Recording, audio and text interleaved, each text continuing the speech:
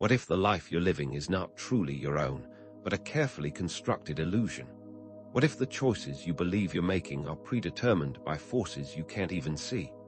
These aren't just abstract philosophical questions. They are the starting point for understanding how you've been unknowingly participating in a reality that doesn't serve your highest potential. And the key to escaping this invisible cage isn't found in a dusty book or a secret society. It's found within you, a forgotten understanding of your own creative power, the very power that creates reality itself.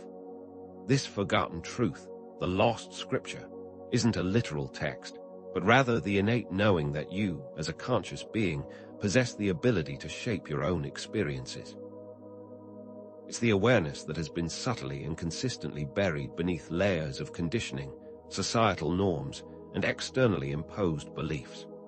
Imagine your mind as a highly sophisticated computer, capable of infinite creativity and potential, but currently running outdated, limiting programs that dictate how you feel, what you believe, and ultimately, the life you manifest.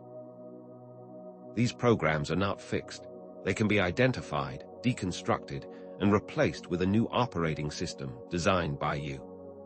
The Matrix, as it were, is not some external, malevolent force. It's the collective agreement of these limiting beliefs, reinforced by social structures, media narratives, and educational frameworks that perpetuate a shared experience of limitation. Think of the constant barrage of news headlines designed to keep you in fear, or the social constructs that subtly dictate how you must act, what you must believe, and who you should be. This is the water we swim in every single day, often without ever questioning it. Understanding this dynamic is not just an intellectual exercise, it's the foundation for reclaiming your own narrative. Consider for a moment how deeply these ingrained beliefs are affecting your everyday life. If you believe you're not good enough, your actions will reflect that belief, creating a self-fulfilling prophecy of limitation. If you assume that wealth is for others, then opportunities will continue to elude you. The entire framework of your life is built upon the foundation of beliefs that may not even be your own. Now, imagine the potential transformation if even a small fraction of humanity understood their true creative power and consciously began to dismantle these self-imposed restrictions. What would our world look like if each person realized they are an infinite being, capable of creating the reality they truly desired? The potential for rapid and radical change is almost beyond comprehension, and it starts with each individual recognizing the truth of their own creative agency. This journey transcends mere information. It's a powerful remembering of your fundamental nature, a shift in perspective that alters not only your inner world, but also the physical experiences you encounter. It's moving from passively accepting life as it's presented to actively and intentionally shaping your reality. You are not at the mercy of external forces. You are an active co-creator with the power to direct your experience. This truth is the gateway to your freedom. To grasp how this system of control is maintained, consider the various ways that societal structures, mass media, and institutionalized education contribute to this collective matrix. From advertising that subtly programs desires and insecurities to news media that often amplifies fear and division, these systems reinforce a sense of powerlessness and dependence on external authority. Look at how traditional educational structures often discourage critical thinking and promote conformity. These are the very systems that subtly shape our perception of reality, influencing the fundamental beliefs that underpin our experiences. And the ones who perpetuate this matrix are not an external source. They are the beliefs, values, and morals we have accepted without question. Consider the widely held belief that aging is a process of decline, or the assumption that wealth is a limited resource, or even the common understanding of love. These constructs act as self-imposed limitations, and if you're not aware of them, you will live as if they were true. However, every individual is equipped with an internal guidance system, a compass that points toward your authentic path. Your intuition, the quiet voice of inner wisdom that often gets drowned out by the noise of the external world. It's a subtle awareness that always knows the right direction, the perfect action, the highest intention, a consistent signal that's always available to you. And the most fundamental idea to understand is that the external reality that you experience is always a reflection of your internal state. Change your beliefs, transform your perception, focus your intention, and the world around you will naturally change to reflect it. This is not just a theory, it's the underlying mechanism of creation itself. What if all the limitations you've experienced are not inherent but self-created? What if the feeling of being trapped is not an external restriction, but an internal construct you have unknowingly built? If the systems that shape our reality are not external forces, but the very beliefs we hold to be true, then what are the implications for our future? The lost scripture is not some obscure text locked away from the masses.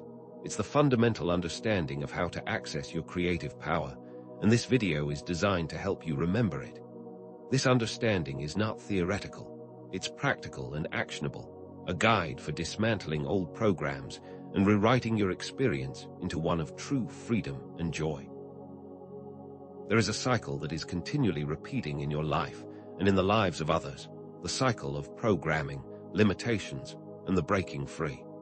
You have already had experiences where you have overcome limitations and changed your trajectory, and this video is about bringing awareness to how you've done this and applying that technique to consciously creating your own experience. You're not here to be trapped within the confines of a predetermined reality. You are here to become the conscious designer of your own experiences. By the end of this video, you will not only have a different understanding of the world, but also the practical, powerful tools to actively reclaim your power and begin consciously creating the reality you truly desire. So let's peel back another layer and examine just how deeply this programming has infiltrated our lives. It's not just about grand conspiracies, it's about the subtle, everyday conditioning that molds our perceptions and steers our actions. Think about the societal norms you've adopted without question. From the moment we are born, we are bombarded with messages about how we should be, what we should value, and what we should aspire to. These values are absorbed unconsciously from our families, our schools, and the media we consume, often becoming the very foundation of our perceived reality.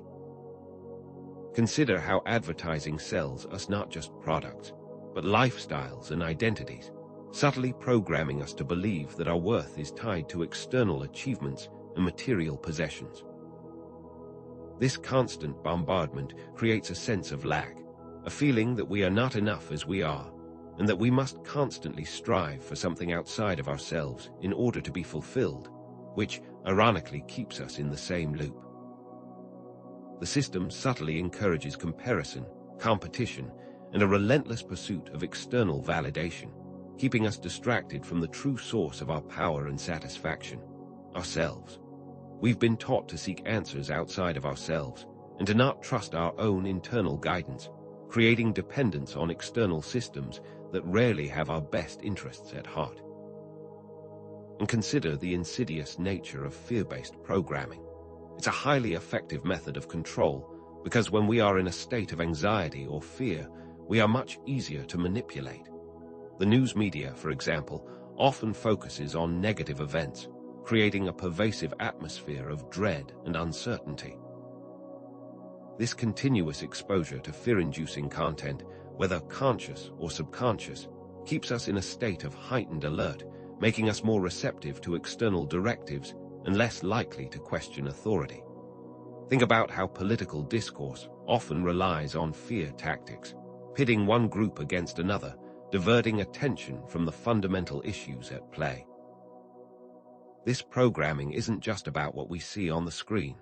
It's about how this continuous exposure shapes our perception of the world, making us believe that it is a dangerous and threatening place, requiring constant vigilance and adherence to external rules.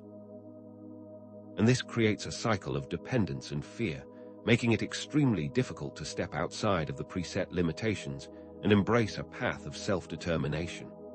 Our entire experience is then built upon this subtle undercurrent of fear, and we live our lives in response to these subconscious directives.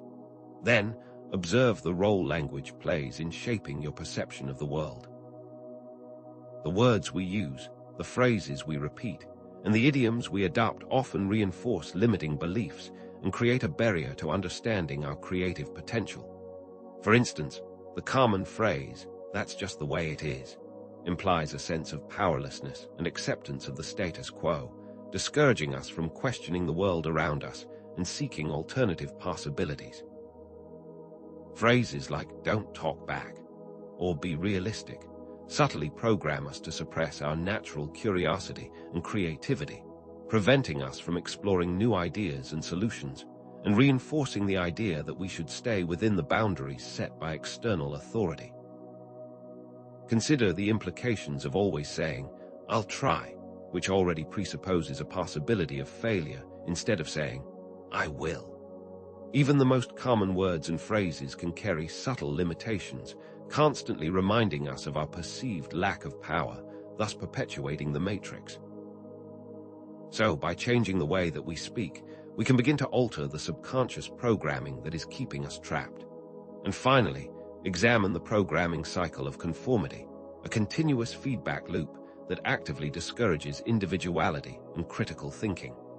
The matrix is designed to reward those who adhere to the established norms and punish those who dare to question them. Take, for example, the educational system that often emphasizes rote memorization and standardized testing over creative expression and individual exploration. This creates a system where conformity is valued more than critical thought, and questioning is not encouraged or is often punished. This subtly discourages us from exploring our own unique perspectives and talents, leading us to conform to predefined pathways that may not be aligned with our true desires. The system rewards compliance, and this encourages us to follow the path of least resistance, while simultaneously suppressing our individuality and the potential for true self-discovery. This cycle of conformity keeps us trapped in the matrix, because it prevents us from realizing our inherent ability to be free and to create a life of our own choosing. But what if the key to breaking free from this elaborate system of control lies not in external answers, but in rediscovering our own inner knowing? What if the lost scripture is not a literal text, but a reawakening of our intuition? Think of intuition not as some mystical ability, but rather as the inherent wisdom we were all born with, the quiet voice within that always knows the right direction. This intuition isn't a magical power. It's a direct connection to the underlying intelligence of the universe, a compass that guides us towards our highest potential. It's that feeling in your gut that something is right or wrong, that instant knowing that bypasses logic and reason, and it's always available if you choose to listen. In our day-to-day lives, this could be as simple as a feeling that a particular path isn't aligned with your truth, or a sense of knowing that a certain decision is the right one. This is that inner guidance system we talked about before, the one that is constantly communicating with you, often in subtle ways, always pointing towards your own unique truth. But the constant programming and external noise of the world make it increasingly difficult to hear and trust. When we begin to prioritize this inner guidance over external validation, that is when we begin to reclaim our power. Consider now the implications of the observer effect, a principle from quantum physics that suggests that consciousness plays an active role in shaping reality. This isn't just some abstract scientific theory. It's a fundamental concept that reveals our ability to influence the very fabric of our experience. A well-known experiment demonstrates this in the double-slit experiment, where the simple act of observing an electron changes its behavior. When not observed, electrons act like waves, but when they are observed, they act like particles. This clearly demonstrates the powerful effect that observation and attention have on physical reality. Applying this to our daily life, it means that our focus and intention play a vital role in shaping the experiences we encounter. What we pay attention to, what we believe to be true, has a direct effect on the reality that we perceive and manifest. This isn't about wishful thinking. It's about understanding the mechanics of how consciousness and intention directly influence our lived experience. The observer effect is scientific evidence that our internal world is directly linked to the external world, and that we are active participants in creating our own experience, and are not simply passive observers. And if this is true, then it is important to understand how ancient spiritual texts, like the Kybalion and the Hermetic principles, also point to the same profound understanding of personal power and reality creation, but expressed in different ways through symbolic and metaphorical language. For example, the law of correspondence states, "As above, so below, as below, so above."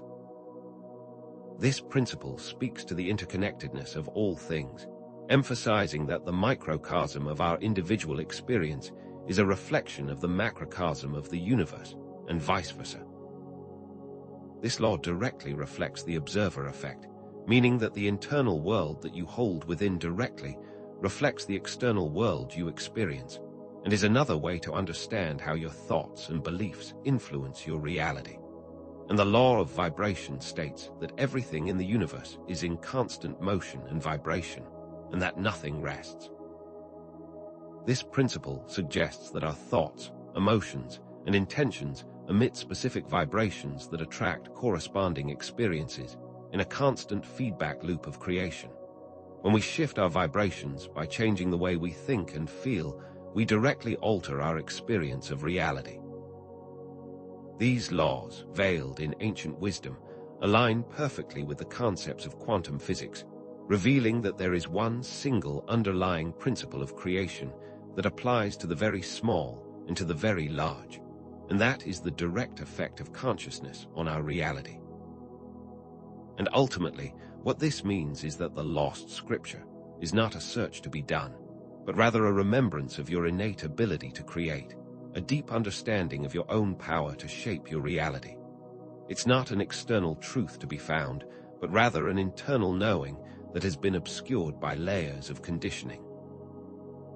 You already have all the answers within you, the wisdom, the guidance, and the power to manifest your desired reality, and always have. By remembering that you are the source of your own experience, and that you are not a victim of circumstance, you reclaim your power and step into the role of conscious creator. There is no external text to discover, but an internal realization of who you truly are. The answers have always been within. And now, let's dive deeper into understanding the mechanics of manifestation and how your focused intention directly influences your outcomes.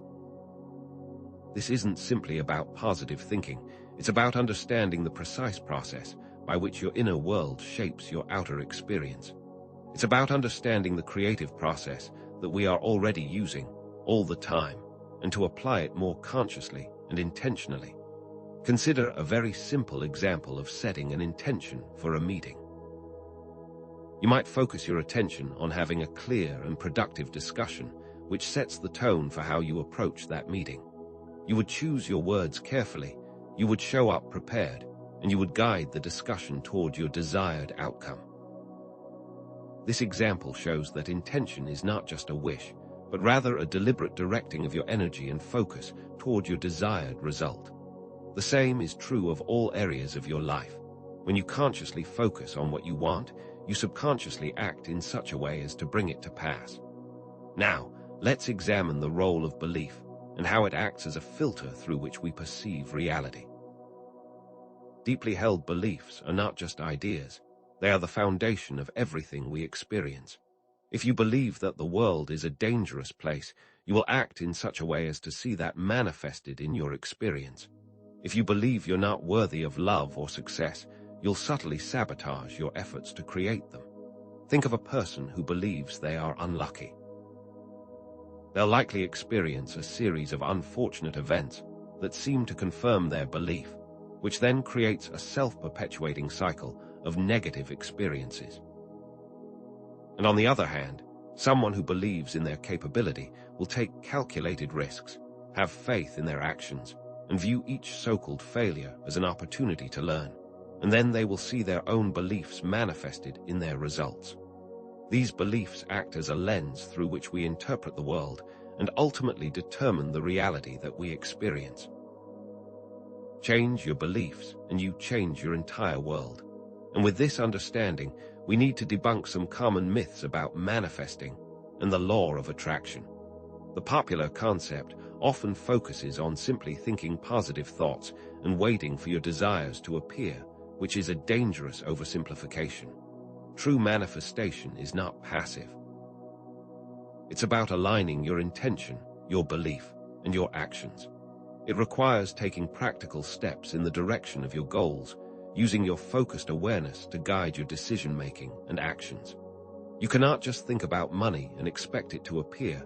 You have to align that thought with your belief that it is possible, and then you have to take the actions necessary to generate it.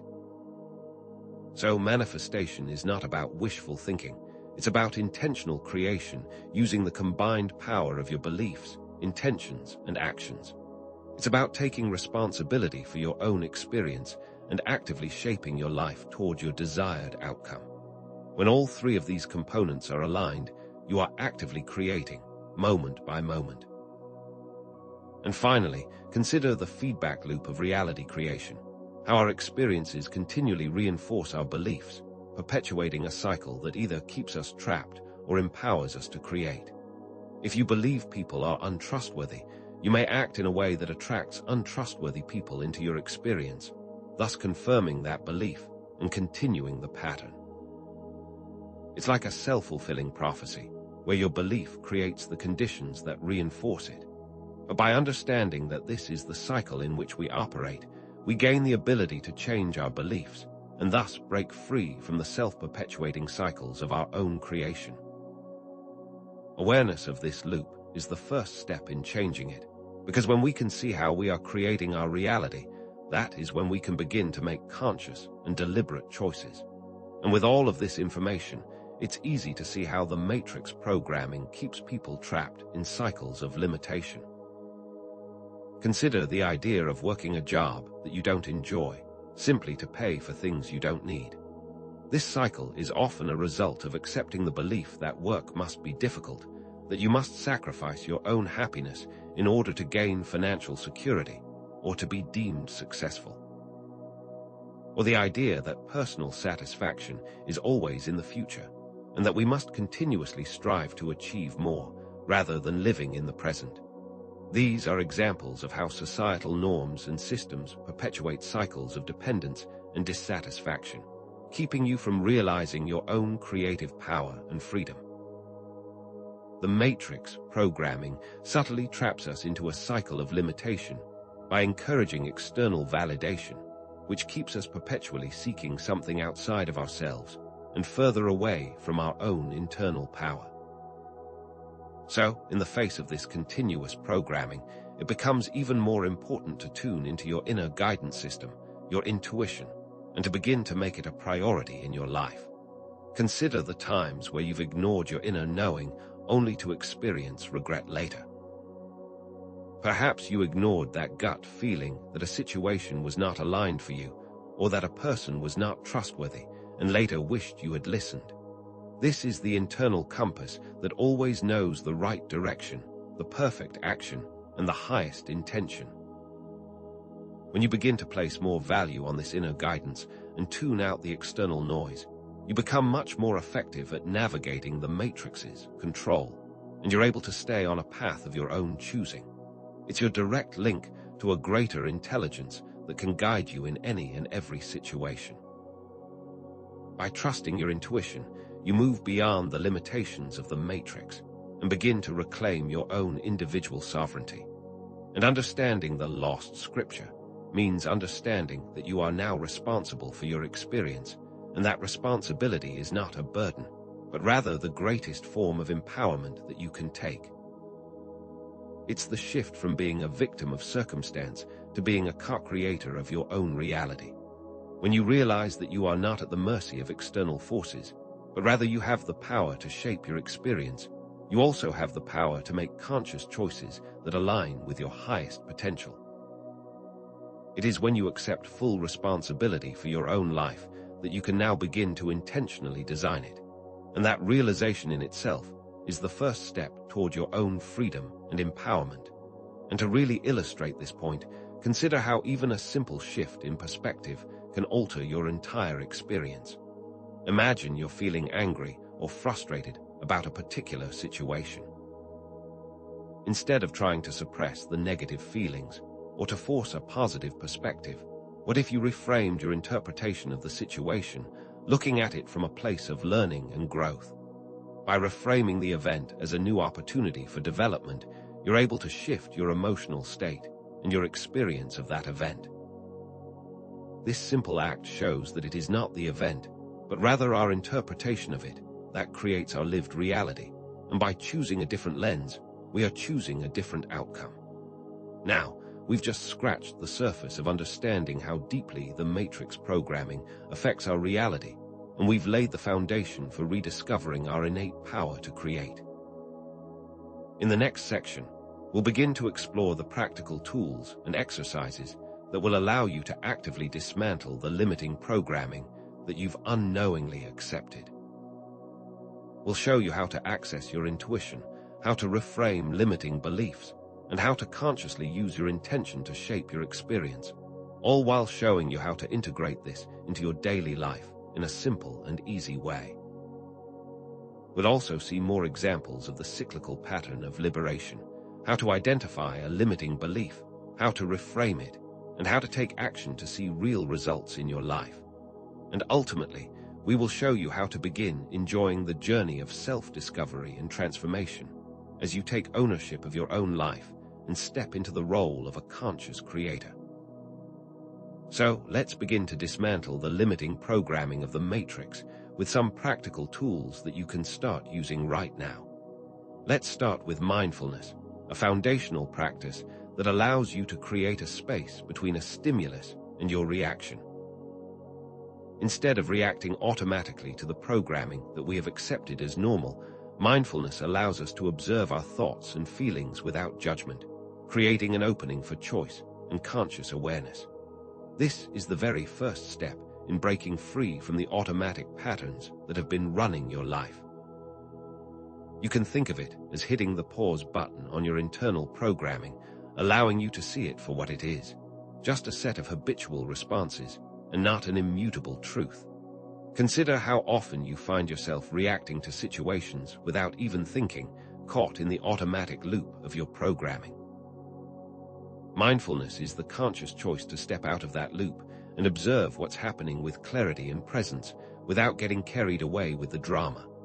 A simple exercise to begin with is to bring your attention to your breath. Find a comfortable position, close your eyes, and simply observe the natural rhythm of your breath without trying to control it. Notice the sensation of the air entering and leaving your body. When your mind wanders, which it will, gently bring your attention back to your breath. This practice, even for just a few minutes a day, begins to build your capacity for presence and awareness, giving you space to choose a conscious response rather than a reaction. This is the beginning of your shift out of the matrix, the moment that you begin to create space between the program and your response. Now, let's explore how to actively dismantle the limiting beliefs that we have adopted as our own, using the power of reframing. Remember those core beliefs we discussed earlier, the ones that shape your perceptions and dictate your actions. They are often so deeply ingrained that we don't even realize they are there, acting as the invisible foundation of our experience. But we have the power to examine them and consciously choose a different perspective. Take, for example, the belief, "I'm not good enough." This belief might manifest as self-doubt, procrastination, or a fear of failure, limiting your potential and keeping you trapped in cycles of insecurity. Now, instead of accepting that belief as a fixed reality, what if you consciously chose to reframe it? What if you chose the perspective, "I am always learning and growing"? This shift in perspective can change your experience entirely. Instead of being held back by feelings of inadequacy, you're now propelled by a desire to learn and improve. Consider the difference in your emotional state when you hold both perspectives. The first one will bring feelings of fear and limitation, whereas the second one creates opportunity and optimism. This clearly demonstrates that it is not the event that shapes the outcome, but rather the perspective that you choose to adopt. By consciously reframing your limiting beliefs, you're able to change the underlying programming that is dictating your experience, choosing a perspective that empowers and uplifts, instead of one that restricts and confines. The shift does not happen in the action. It happens first in your perspective. And now let's explore the power of self-inquiry, an internal investigation that helps you understand the very structure of the matrix as it exists within your own mind. Self-inquiry is simply the practice of asking yourself direct questions in order to examine your own thoughts, motivations, and beliefs, and uncover the root of your subconscious programming. This is about taking responsibility for your own internal world and consciously choosing the perspectives that will drive your actions. Start with questions like, what do I believe about myself? Where did this belief come from? How does it make me feel? These questions are designed to help you trace the origins of your beliefs and to understand the effects they have on your life. For example, imagine you are feeling angry and frustrated about a situation. Instead of reacting to that anger, take a moment to pause and ask yourself, why am I feeling this way? What belief is being triggered? You might discover that your anger stems from a belief that you are not being respected or valued, which has likely been carried through your entire life. Now, once you have identified that belief, you can choose to reframe it into something that serves your highest good. This type of self-inquiry is like shining a light on the shadows of your mind, bringing awareness to the patterns and programming that have been unconsciously shaping your experience. When you begin to question your assumptions and to examine your own thoughts and beliefs, you become much more effective at navigating the matrix and reclaiming your freedom. And as you become more aware of these subconscious patterns, you will also find yourself experiencing a wider range of emotions. So let's look at how to transform emotional reactivity by understanding that feelings are temporary energy states and not personal truths or identities. Often, we define ourselves by our emotional experiences, believing that when we feel sad, we are a sad person, or when we feel angry, that we are an angry person, thus solidifying a specific pattern of reactivity and limited potential. But what if instead of identifying with your emotions, you simply observe them as temporary experiences, like waves in the ocean, ever-changing and always moving? Consider an exercise that we'll call emotional surfing. When you feel an emotion arise, instead of trying to suppress it or get carried away by it, simply observe it without judgment, like a wave that arises and then recedes. Notice the physical sensations that accompany it, the energy moving through your body, and the associated thoughts that come with it. And by observing this process with awareness, you create a space between the experience and your reaction. Now, when you feel a challenging emotion arise, you have a choice to make. You can react in the usual programmed way, or you can consciously choose a new response. Perhaps you can take a deep breath, reframe the situation, or engage in a self-inquiry. And when you do, you begin to move from reactivity to conscious awareness, and you're no longer controlled by your emotional state. The difference between an emotional experience and reacting to the experience is the difference between a life of freedom and a life of limitation. And now, let's move from simply observing the matrix to actively reclaiming your power and consciously creating your desired reality. This is where intention setting becomes a critical tool. You're no longer just reacting to the world. You're now actively shaping it. Intention setting is about consciously choosing the outcomes you desire and aligning your beliefs and actions to make them a reality. It's the purposeful direction of your energy towards a specific goal and a conscious step in taking responsibility for your own experience. Let's consider a practical example. Instead of simply going through your day passively, set the intention for how you want to feel and act. For example, you might set the intention, today, I will approach all my interactions with kindness and compassion. This is a much different way of approaching a day than simply hoping that things work out for you.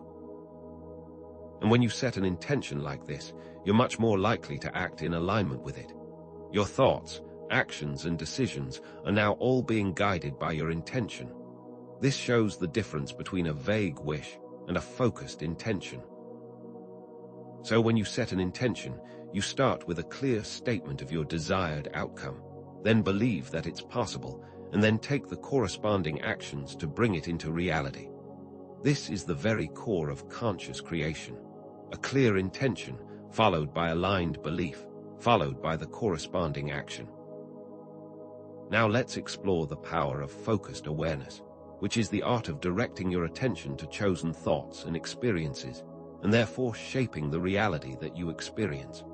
We've already discussed the observer effect, and how the act of observation changes reality, so we can now use this to consciously shape our experience. If you focus your attention on feelings of gratitude and abundance, you'll start to perceive more of what you are grateful for and more opportunities for abundance. This isn't wishful thinking. It's a fundamental shift in your perception and experience of the world, and a direct result of focused awareness. Conversely, if you focus on feelings of lack and scarcity, that will also be your experience. Consider a simple daily practice. Before you go to bed, spend a few minutes visualizing your desired outcomes, engaging all your senses and immersing yourself in the experience.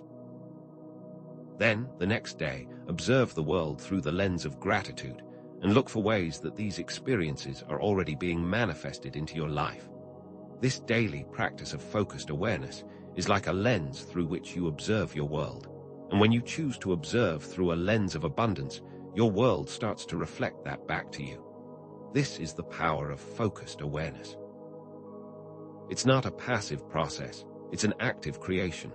By consciously directing your attention, you're actively choosing the experiences that shape your reality. Focused awareness, when applied with intention, can override the default patterns of the matrix, allowing you to create the world of your choosing. And as you begin to take active control of your own life, it's also important to reframe your perception of failures, because these can be transformed into powerful learning opportunities, rather than being viewed as a sign of your limitation. In the matrix, mistakes are often viewed as something to be avoided at all costs, which can create a fear of failure that prevents you from taking risks and stepping into your full potential. But what if you reframed each setback as a chance to learn and to grow, a necessary step on the path to achieving your goals? This doesn't mean that you should not prepare or that you should not strive for success, but rather that when you do not get the result you intended, you view it as an opportunity for learning, not as a sign that you are not good enough. Consider a situation where you did not achieve a desired result. Instead of dwelling on the negative outcome, what if you took a moment to examine the situation, asking questions like, what can I learn from this experience? What could I have done differently? What did I do well? When you take this approach, failures become invaluable sources of data, providing the very information you need to improve and to move forward more effectively, breaking free of the programming that says you are not good enough. The reframing of failure into learning is not just a mental trick, it's a fundamental shift in perspective. When you see setbacks as part of the learning cycle, and not as a defining moment of limitation, you break free of the fear-based programming and you take control of the creative process. And ultimately, all these practices are designed to empower you to take active control of your life and to step out of the role of a victim and into the role of a conscious creator. The matrix programming often promotes a sense of victimhood, a feeling that you're at the mercy of external forces and that your circumstances are beyond your control. But when you consciously choose to take responsibility for your own experience, you start to realize that your life is not something that's happening to you, but rather something that is happening through you. This is a profound shift in perception that can transform every area of your life. Consider the difference between saying, I have to go to work, and I choose to go to work. The first phrase implies that you're being controlled by external forces, whereas the second one acknowledges your agency and your power to make choices. This simple shift in phrasing is a direct experience of moving from victim consciousness to active creation, shifting from a feeling of powerlessness to one of agency and purpose. This is not about ignoring the difficult parts of life, or that you are now fully in control of everything that happens to you, but rather that you are choosing to show up to your life as an active creator and not as a passive victim. Responsibility, in this context, is not a burden. It's the very foundation of your power to create the life you desire. Now, let's address some common doubts and misconceptions that may arise as you begin to understand these concepts. The first one is often the fear of losing your individuality when you begin to understand the concept of the absence of a separate self.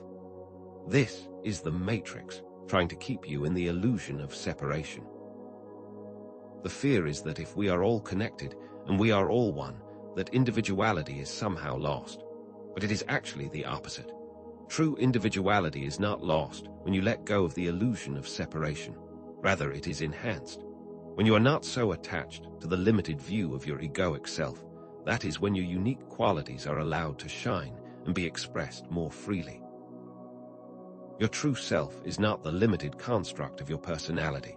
It's the infinite potential that lies beyond it. The fear of losing your individuality is just the matrix trying to keep you small, when the reality is that you are infinitely unique and infinitely powerful. When you are no longer driven by your ego's insecurities, you are free to express your true nature with confidence and ease. And another common misconception is the idea that manifesting is just wishful thinking, a naive hope that your desires will simply appear. We have discussed this previously, but it is worth repeating. True manifestation is not a passive process. It's the result of aligning your intention, belief, and action. It's not just about thinking positive thoughts. It's about taking concrete steps toward your goals with unwavering belief and focused awareness. Consider a scenario where you clearly intend to change careers. You might start by visualizing your new role, doing research, updating your resume, networking with people in the field, taking the required training, and continuously setting a daily intention of moving closer to your goal. This is a clear example of intention being followed by corresponding action, and not just hoping that you magically end up with your desired career. Manifestation is not about waiting for things to magically happen. It's about actively co-creating your reality using the power of intention, belief, and action. And there is often a misunderstanding that being just awareness is meaningless, or that if you are not your thoughts, you are nothing. But awareness is not just some empty state. It's the very foundation of all experience, the source of everything that you perceive. It's the screen upon which the movie of your life is being projected. Without the screen, there is no movie, and without awareness, there is no experience.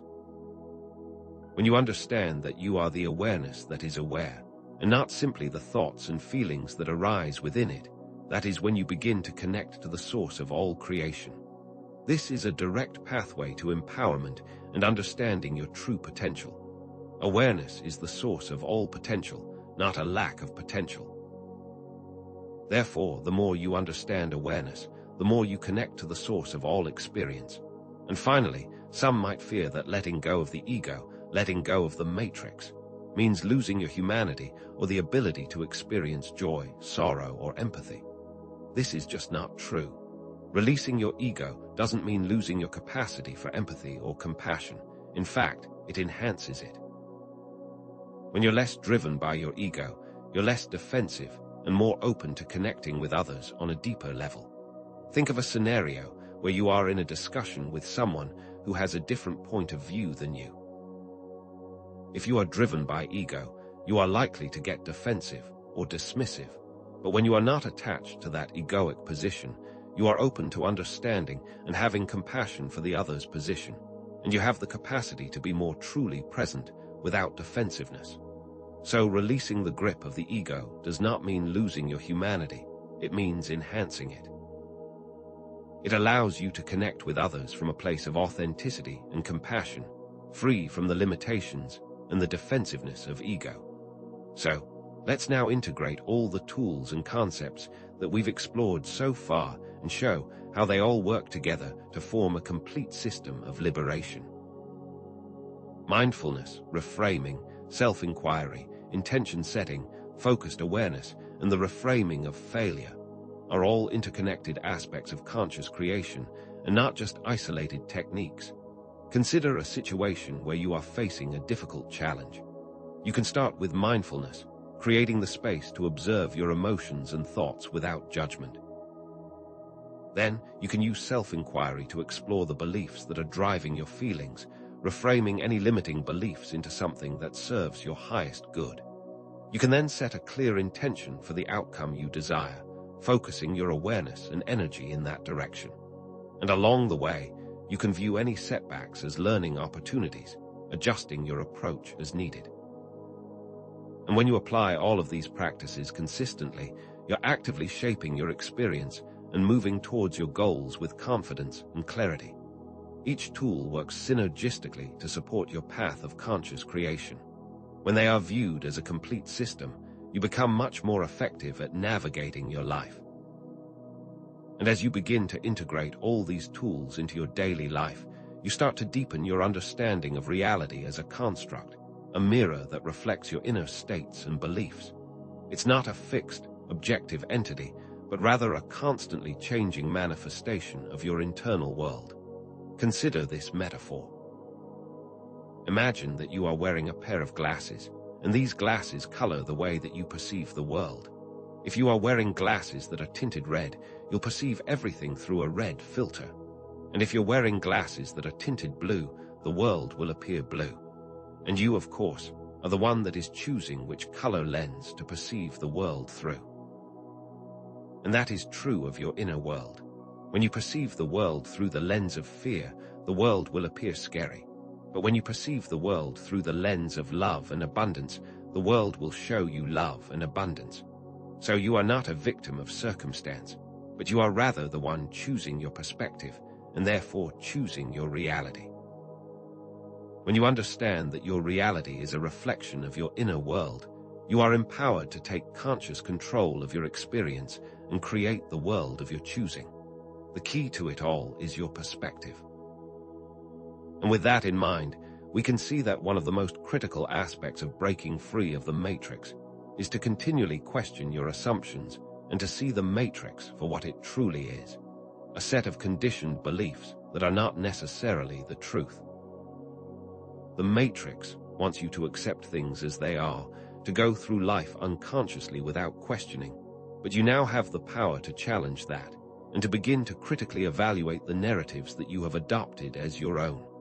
Consider the narrative of scarcity that is often perpetuated in our society. When people believe that resources are limited, they tend to become more competitive and more fearful, thus creating a self-fulfilling prophecy of scarcity. But what if instead of accepting that belief as a fixed reality, you challenged the assumption that there is not enough and started to focus on the abundance and limitless potential that is available? This process of critical evaluation is how you will be able to move beyond the limited perspectives of the matrix and step into your full potential. This does not mean that you ignore difficult situations, but rather that you view those situations as an opportunity to challenge the belief systems that have been holding you back. And so, as you continue on this path of liberation, always remember that you are not a passive victim, but rather you are an active co-creator of your reality. Your choice of perspective is the key to unlocking your full potential. The matrix wants you to believe that you are powerless, that you're at the mercy of external circumstances, but the truth is that you have always had the power to shape your experience. Now, you are simply learning how to use that power more intentionally. It's about embracing the responsibility of your own life and stepping into the role of conscious creation, realizing that you are not just experiencing the world, you are creating it. The power has always been within you, and now you have the tools and understanding to apply that power consciously and deliberately. So, to summarize, the lost scripture isn't about finding an external truth. It's about remembering your innate ability to shape your reality and to understand the creative process that is already active in your life. The power has always been within you, the knowledge, the wisdom, and the ability to manifest your desired outcomes. And this journey is not a one-time event. It's a continuous process of awakening and self-discovery, where you are consistently taking actions to live in alignment with your highest potential. We have laid out the fundamental principles and provided some powerful tools to support your journey of transformation, but it will be up to you to put them into action. The key is not to strive for perfection, but rather consistency. Even a few minutes a day will bring you closer to understanding your own unique experience and empower you to create the life you desire. Remember that liberation is a continuous journey, not a destination. And as you move forward, always keep in mind that you are the architect of your own life. You have the power to design it according to your own values and intentions. Now you are not a passive recipient and not a victim of circumstance, but rather you are the active creator, the conscious designer, and the one who is choosing every single aspect of your experience. The tools are in your hands, the understanding is in your mind, and now it's time for you to take the next steps. You are the architect of your reality. Go forth and create. And in the next section, we will show you how to use this information to rapidly change your world. We will demonstrate specific methods and techniques that will solidify your understanding of the lost scripture and provide further practical steps in using these tools to create tangible change in your life. So, let's now move from simply understanding the principles of conscious creation to demonstrating how, when applied with focused intention and belief, your desired outcomes can manifest much more rapidly than you might have previously believed. This is not a theory, it's an observable and repeatable process. Have you ever had the experience of thinking about something and then it appearing in your life very shortly afterwards? Perhaps you were looking for a specific item and you set the clear intention that it would come to you, and then within a short period of time, you unexpectedly found it, or it was gifted to you. These types of experiences are not just random coincidences. They are examples of how the power of your intention, combined with a clear belief, can shape your reality in real time. Let's consider a more structured example. Imagine you set the clear intention that by the end of the day, you will receive unexpected good news. You hold that intention with a strong belief that it is possible. You take any actions that might be required, and then you let go of the need for it to happen in a specific way. What happens? Many people find that within a few hours, or by the end of the day, a seemingly random event occurs that brings them precisely the good news that they were seeking, and it often shows up in ways that are totally unexpected. This is not a magic trick. It's the direct result of focused intention, aligned with belief and action, and it's an ability that you have always had.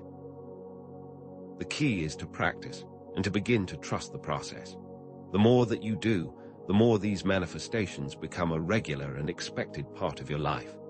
This shows that manifestation is not a slow, drawn-out process, but that it can occur almost instantaneously when your inner state is aligned with your desired outcome.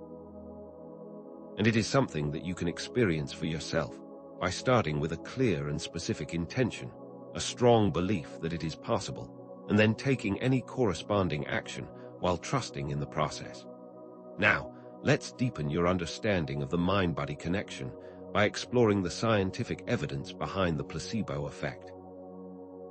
Often dismissed as merely a trick of the mind, the placebo effect demonstrates, in a very real way, the power of your beliefs to influence your physical reality, thereby providing a scientific basis for the principles of manifestation. A placebo is, by definition, an inert substance, often a sugar pill or saline injection that has no active medicinal properties. So why do people often experience genuine physiological changes when they receive a placebo and believe that it is genuine medicine? This clearly shows that the belief in the treatment, rather than the treatment itself, is what creates the result. For example, in a clinical trial for a pain medication, a group of participants are given a placebo. and then they report a significant reduction in their pain levels, often equal to or even greater than those who receive the actual medication. The scientists who are performing this experiment are not trying to deceive anyone, but rather to evaluate how effective the actual medication is. But in the process of this test, the results show clearly how your belief is creating a real, measurable effect on your physical body. So, the reduction in pain in these participants is not imagined or all in their head, but is rather the body's natural response to a belief that healing is taking place. The release of endorphins, the very chemicals that reduce pain in the body, and other physiological changes, all occur as a result of this belief. This is not just a quirk of the mind, but rather a scientific demonstration of how your beliefs directly influence your physical experience, giving a scientific basis for the power of focused intention and manifestation. And this leads us to consider the documented evidence of spontaneous healing, often described as miracles, which provide yet another avenue to understand the power of the mind to create change in the physical body and the external world. These events defy conventional explanations and often involve individuals recovering from illnesses that were deemed incurable or demonstrating abilities that go beyond what is considered normal. There are many documented cases of people who, having been given a terminal diagnosis and against all medical expectations, fully recovered from their illnesses. These are not simply cases of misdiagnosis. They are fully documented and verified cases where doctors have confirmed that there is no medical explanation. For instance, a person diagnosed with terminal cancer, whose body had been ravaged by the disease through a shift in their belief, has been able to completely heal, and the cancer, having previously been visible in scans and X-rays, completely disappears. These events cannot be explained by any conventional medicine, and yet these cases exist in the historical record. These extraordinary events are not random acts of luck, but rather demonstrations of what is possible when limiting beliefs are removed, and the mind is fully aligned with the desired outcome. When you remove all limiting beliefs and all expectations of what is possible, and instead you align with the infinite potential of awareness, that is when these spontaneous healings can and do take place. These examples show that when the human mind is free of limiting beliefs, it can alter the physical body and even the external world in ways that defy conventional logic, and they point to the inherent power that is present in your mind always. And to deepen this understanding, let's connect these seemingly esoteric ideas with a more scientific perspective by exploring how the principles of quantum physics can further illuminate the very nature of manifestation. In the quantum realm, the act of observation directly influences the behavior of subatomic particles, demonstrating that what is observed is not separate from the observer. This is often called the observer effect, which shows that the way that you choose to observe reality directly impacts how that reality manifests. Quantum physics also reveals that before observation, subatomic particles exist in a state of potential, a wave of possibilities, and it's only when the observer focuses their attention that this wave collapses into a specific particle, a fixed outcome, that then becomes your experience. So, with this in mind, you are always selecting a reality from infinite potential. Now, let's look at how this is connected to the act of intentional manifestation. When you set a clear intention, you're acting as the observer, and you're directing your focus towards a specific outcome. By holding your intention with strong belief and focusing your awareness in that direction, you are collapsing the wave of potential into a fixed reality. It's similar to selecting a specific station on a radio. When the radio is not tuned to any specific station, it's a wave of static, full of potential, and it's only when you consciously choose a frequency that a specific station comes into being. In the same way, your mind is always choosing a frequency, and therefore choosing a particular outcome from a sea of potential outcomes. This scientific connection allows you to see that the act of observing and intending is not just a subjective experience, but a process that's deeply rooted in the fundamental laws of the universe. And so, now that we have explored the power of intention and demonstrated how it is a real, scientifically measurable phenomenon, let's now expand our understanding of how the matrix operates by examining how it manipulates your attention through constant distraction, thereby preventing you from using your focused intention to create the life that you desire.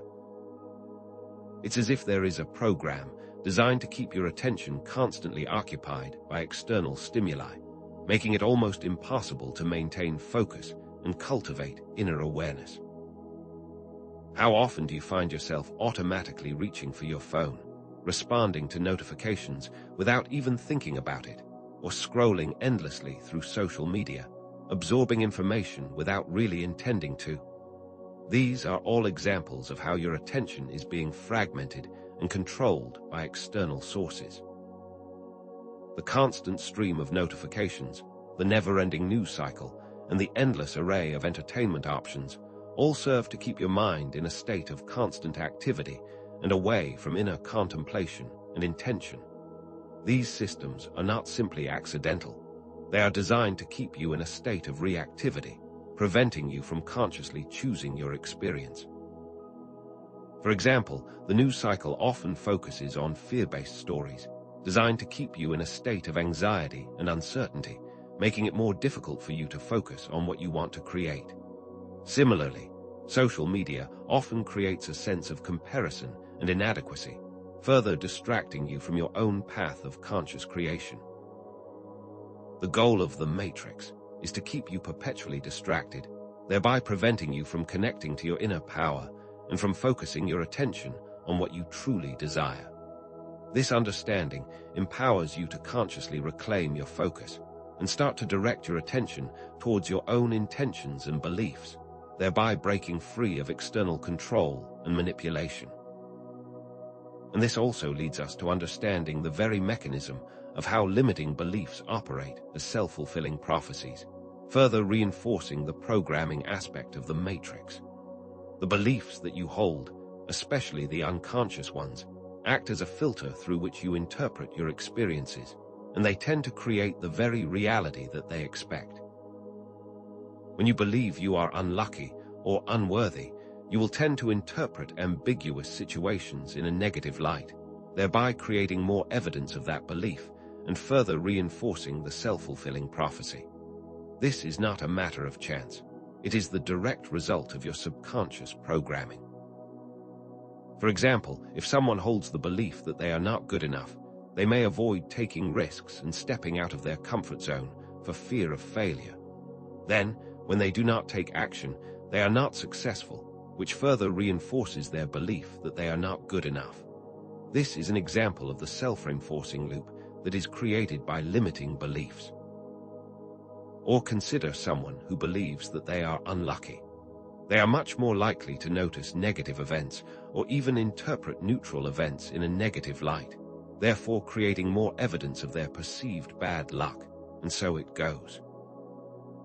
The matrix is structured in such a way that it constantly provides evidence to confirm your existing beliefs, making it challenging to recognize and break free from those limiting patterns.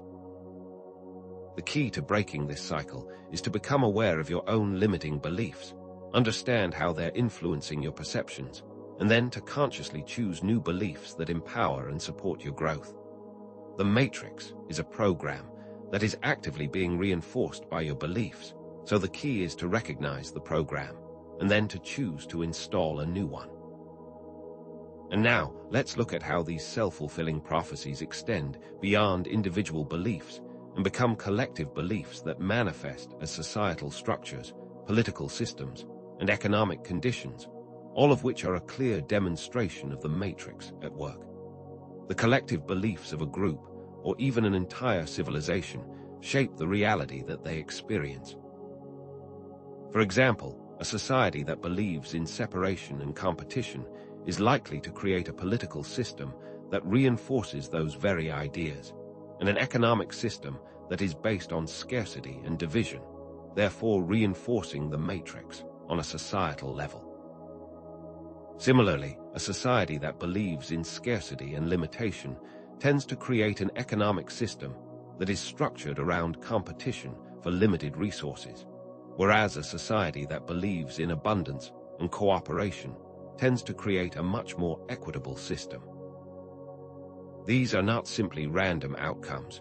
They are the direct result of the collective consciousness and beliefs of the people within that system, and the beliefs that they have been programmed into accepting as normal. Think of the healthcare system. If a society believes that it is at the mercy of disease and illness, and that their health is outside their control, it will create a healthcare system that is primarily focused on treating symptoms, rather than preventing them, and it is much more likely to be reliant on external solutions, rather than internal, self-directed ones. Or consider the education system. If a society believes that children are incapable of learning on their own, they will create an educational system that is based on rote memorization and forced learning, rather than exploration and self-directed learning. The systems themselves are a manifestation of the collective beliefs that are present within that society. This shows that the matrix is not some external entity, but rather the collective beliefs and values that have been adopted by society. And now, it is important to understand that the matrix is not a fixed, permanent entity, but is rather a flexible construct that is constantly being created by the collective beliefs of the present moment. This idea is incredibly empowering, as it highlights the fact that the matrix can be changed simply by changing the collective beliefs that are holding it in place. This is an ongoing process, and not a one-time event. It is not some external structure, but rather the collective agreement of what is considered normal. Therefore, it is something that is always changing. Just as the beliefs of an individual can shift, so too can the beliefs of an entire society, which is one of the keys to liberation. For example, think of how rapidly the social landscape has changed over the last few decades, with rapid shifts in attitudes towards different groups and previously marginalized people being accepted and respected. This demonstrates how quickly and drastically the matrix can change when a significant portion of the collective belief system shifts. Or consider how rapidly technology changes and how this has transformed society in just a few years. The speed and scale of this demonstrates how flexible the matrix is. This understanding empowers you to recognize that you are not trapped within a fixed and unchangeable reality, but you are, in fact, an active participant in co-creating it. And when you begin to understand that the matrix is not a fixed entity, but rather is always in flux, you become much more capable of shifting your own internal programming and therefore shifting the external manifestations that are present. This ability to consciously change the matrix is not just a theory, it's a real and observable phenomenon. And when you begin to view the matrix as flexible, it becomes much easier to work with. And now, let's move to refining the cycles of programming and liberation, and demonstrate that the more you practice these techniques, the more they become integrated into your subconscious, eventually becoming an automatic and natural part of your experience. This is the phase of unconscious competence, where you are able to apply these principles without conscious effort. And when this occurs, liberation becomes a natural way of being, not something you have to work hard to maintain. Think of learning to ride a bicycle. In the beginning, it requires a lot of conscious attention and effort to maintain balance, but with consistent practice, it becomes so natural that you can do it without even thinking about it, and you can even hold a conversation at the same time without falling over. The same applies to conscious creation. Initially, you might need to make a conscious effort to observe your thoughts, reframe your limiting beliefs, or set your intentions, but over time, this becomes integrated into your subconscious, and it becomes an automatic and effortless expression of who you are. This does not mean that you become less conscious, but rather that conscious creation becomes more efficient and integrated. When you reach this stage of unconscious competence, it means that you have changed your underlying programming, and that you are no longer simply reacting to the matrix, but you are actively creating the life you desire, and you do it without conscious effort. It has become your new normal. And as you integrate these principles and start to liberate yourself, you will find that new layers of limiting beliefs and hidden programming are constantly being revealed, demonstrating that this is an ongoing process of self-discovery, not a one-time fix, and not a destination to arrive at. Each layer you uncover will bring with it a deeper level of understanding and the ability to take even more conscious control of your experience. Just as an onion has many layers, so too does your internal programming. You might believe that you have completely released a limiting belief about your self-worth, for example, but then you may discover that you still carry a more subtle belief that you are not capable of success. This deeper belief was previously hidden from your awareness, but with deeper investigation and self-inquiry, it becomes exposed to the light of your consciousness. This process is not about striving for perfection, but it's about continually growing, learning, and expanding your awareness. This means that as you release a limiting belief, you may find that an even deeper one is revealed. This can seem daunting, but it's actually a sign of progress, showing that you are becoming more sensitive to the subtle nuances of your programming, and it's a demonstration that your awareness is expanding. So, the process of releasing limitations is not something that happens once and then you're finished. It is an ongoing process that reveals new layers and new opportunities for you to take more conscious control of your experience. And as you continue on this journey of self-discovery, you will also notice that your intuition, your inner guidance system, will become more and more refined and reliable, which will lead to a deeper understanding and a more rapid liberation from the programming of the matrix. Your intuition is not just a random feeling or a fleeting thought. It's a direct connection to your inner wisdom, a source of truth that is always available to guide you. But often, we have been programmed to ignore it or to dismiss it as just a subjective experience. However, with practice, you will begin to recognize that your intuition is not random, but rather it is an accurate reflection of a much deeper truth. You can think of your intuition as a muscle that gets stronger with use. The more that you practice listening to it, the more reliable it becomes, and the more you begin to trust it as a source of guidance, and the more you begin to prioritize it over external voices. There are many examples of people who, by following their intuition, were able to navigate difficult situations with much more ease than they would have previously. And the examples often include cases where they had previously chosen to ignore their intuition, and then had the experience of getting stuck or experiencing negative outcomes. For example, you might have had the feeling that you shouldn't take a certain route on your drive to work, but you ignore it, then you end up in a traffic jam, whereas when you do follow your intuition, the experience becomes easier and more enjoyable. This is not just luck, it's a direct result of aligning with your inner guidance system. Your intuition is always guiding you. The key is simply learning how to listen and how to trust that guidance. And as you deepen your understanding, you will also find that the support of a community of like-minded individuals can accelerate your journey of liberation and conscious creation, and can provide a powerful framework for your personal growth. When you are surrounded by people who are also actively engaged in breaking free of the matrix, you create a positive feedback loop that reinforces your own journey of awakening. Have you ever noticed how much more likely you are to stay committed to a goal when you are surrounded by people who are also committed to that goal? The same principle applies to the journey of liberation. Being part of a community can provide you with the support, encouragement, and accountability you need to overcome challenges and stay committed to your path. It is much more difficult to maintain conscious creation when you are alone in your journey. The matrix often works to keep people isolated and disconnected, because this makes it much harder for them to break free of its programming. Whereas when you connect to other like-minded people, you can all reinforce the new beliefs that you are creating. Think of any support group or mastermind group or any example where people have come together with a shared goal, and they have moved forward much more quickly than they could have individually. So, it becomes an incredibly powerful tool to find and create a community that can act as a support for your personal growth.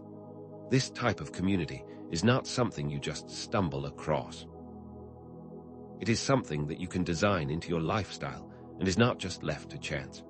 And this now brings us to the point of bridging knowledge and action, and to clearly understand that knowing how the matrix operates empowers you to make conscious choices, rather than simply being driven by unconscious reactions, reinforcing that you have always had a choice. Each time you make a conscious choice, you break free from an automatic pattern and step more fully into your power as a creator. The systems of the matrix are designed to manipulate your unconscious reactions, leading you to respond in predictable patterns. You're designed to react automatically so that those patterns become solidified. But when you become aware of these manipulative systems, you have a choice. You can choose to react in the usual way, or you can make a different, more conscious choice. Consider a scenario where you are faced with a challenging situation that normally triggers an emotional reaction. Perhaps someone says something that triggers your insecurity, causing you to feel angry and defensive. Normally, you might lash out or withdraw in the usual pattern that you always follow. But when you understand how the matrix operates, you can choose to pause, take a breath, and respond with intention, choosing a response that is aligned with your highest good and not simply a reaction from your previous programming. You now have the power to choose a different way of being. You now have the option of choice, and this is always available. The understanding of the matrix is what allows you to make that choice. And it's through those conscious choices that you begin to truly change your experience and take active control of your life, instead of simply reacting to it.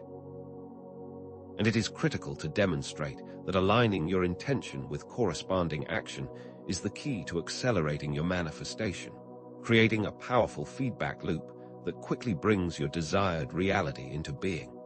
It's not enough to simply hold an intention in your mind. You also need to take actions that are in alignment with that intention. The matrix wants to keep you in a state of wishful thinking, where you might have vague intentions, without ever taking corresponding action, therefore preventing you from manifesting anything. But when you align your intention with your actions, you create a strong feedback loop of manifestation. For example, let's say someone claims to want to be healthy, but they continue to eat poorly and never exercise. Their actions are directly contradicting their intention, thereby creating a feedback loop that keeps them in an unhealthy state.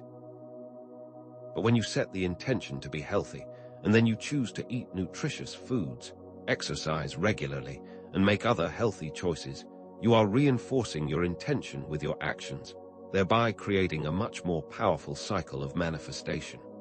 It is not enough to want a new career. You have to take action to find that new career. You must update your resume, take the necessary training, and network with people in that industry.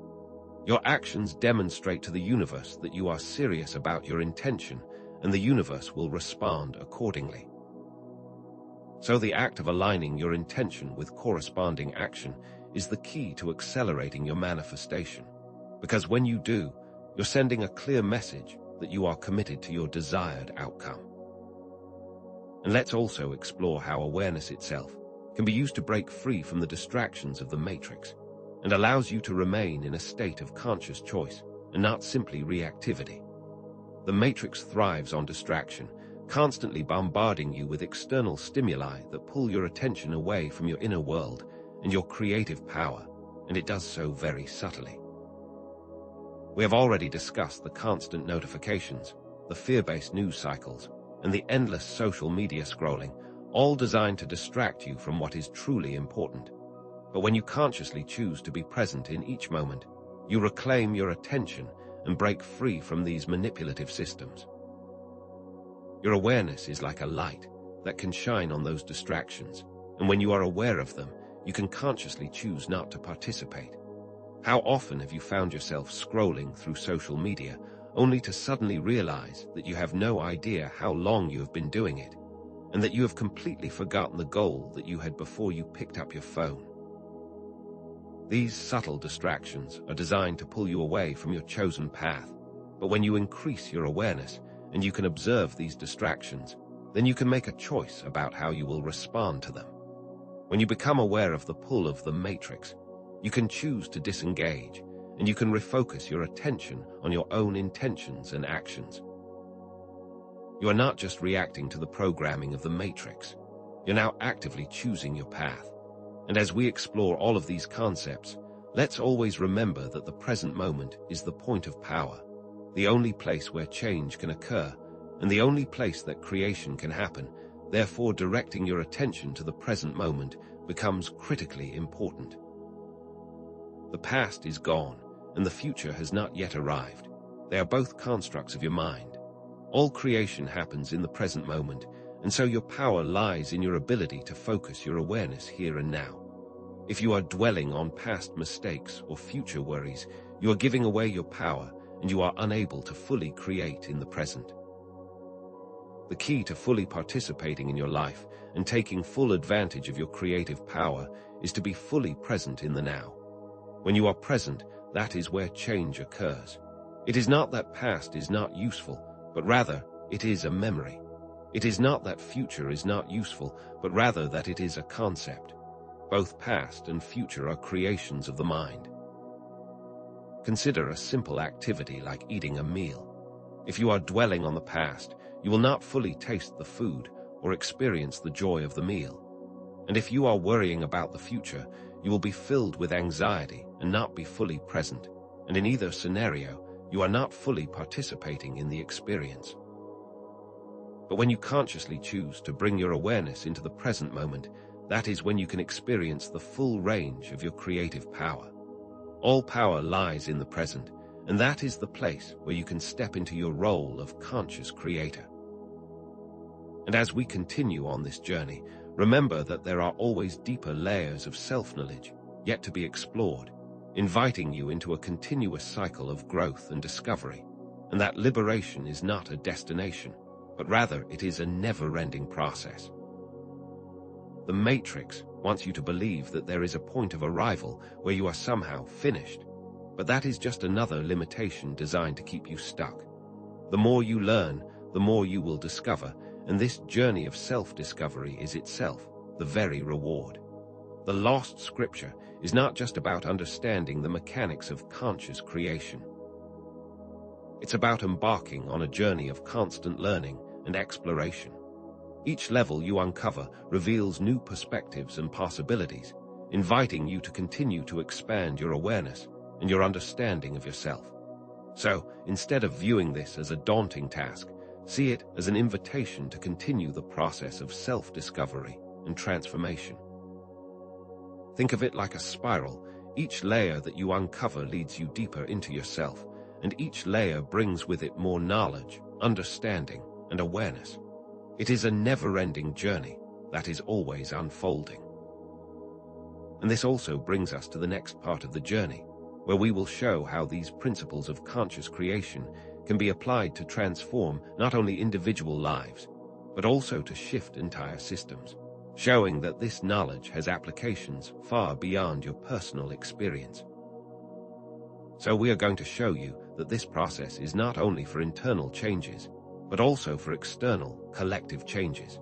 We will be showing specific methods and techniques that can be used to shift the matrix at a large scale, demonstrating how the principles can be applied to transform not just individual lives, but also to create collective change. We'll move from the personal to the collective, showing that you have an impact on the external world, just as you have an impact on your internal world. We will explore examples of how this process can be used to transform governments, economies, and all of the other systems that we have previously discussed, and show that this is not just a theory, but that it is a practical way to create a better world. We are going to move from the individual application to the collective application, and show you how these principles can be used to create a better world for all. And as you prepare for this next phase of your journey, let's also re-emphasize that you already have all the power that you need for this transformation. The lost scripture isn't about some external source of knowledge or power, but it's about remembering the inherent power that you have always possessed. There is no external guru, teacher, or book that can truly liberate you, as all of the answers are already present within you as your own inner knowing. This is not about relying on any external source, but rather relying on your own ability to connect with the wisdom that is always present within you. Think of people who have already made significant changes in their lives and did so without external guidance. They simply followed their inner knowing and were able to create powerful changes in their life. All of the tools and all of the knowledge that you need are already present, and this whole process has simply been about remembering the inherent potential that has been there since the moment you were born. You have all of the power, the wisdom, and the potential to transform your life, and that has always been true. And now, with all of this in mind, I invite you to begin this very day to consciously create your desired reality, stepping fully into your role as a co-creator and taking responsibility for your experience. The journey starts now. This is not an invitation to some far-off future event, but to the present moment and all of the power that is available to you now. So today, set your intention, act in alignment with that intention, and watch your reality unfold. Choose one thing, no matter how small, and apply these principles and take action towards your desired outcome.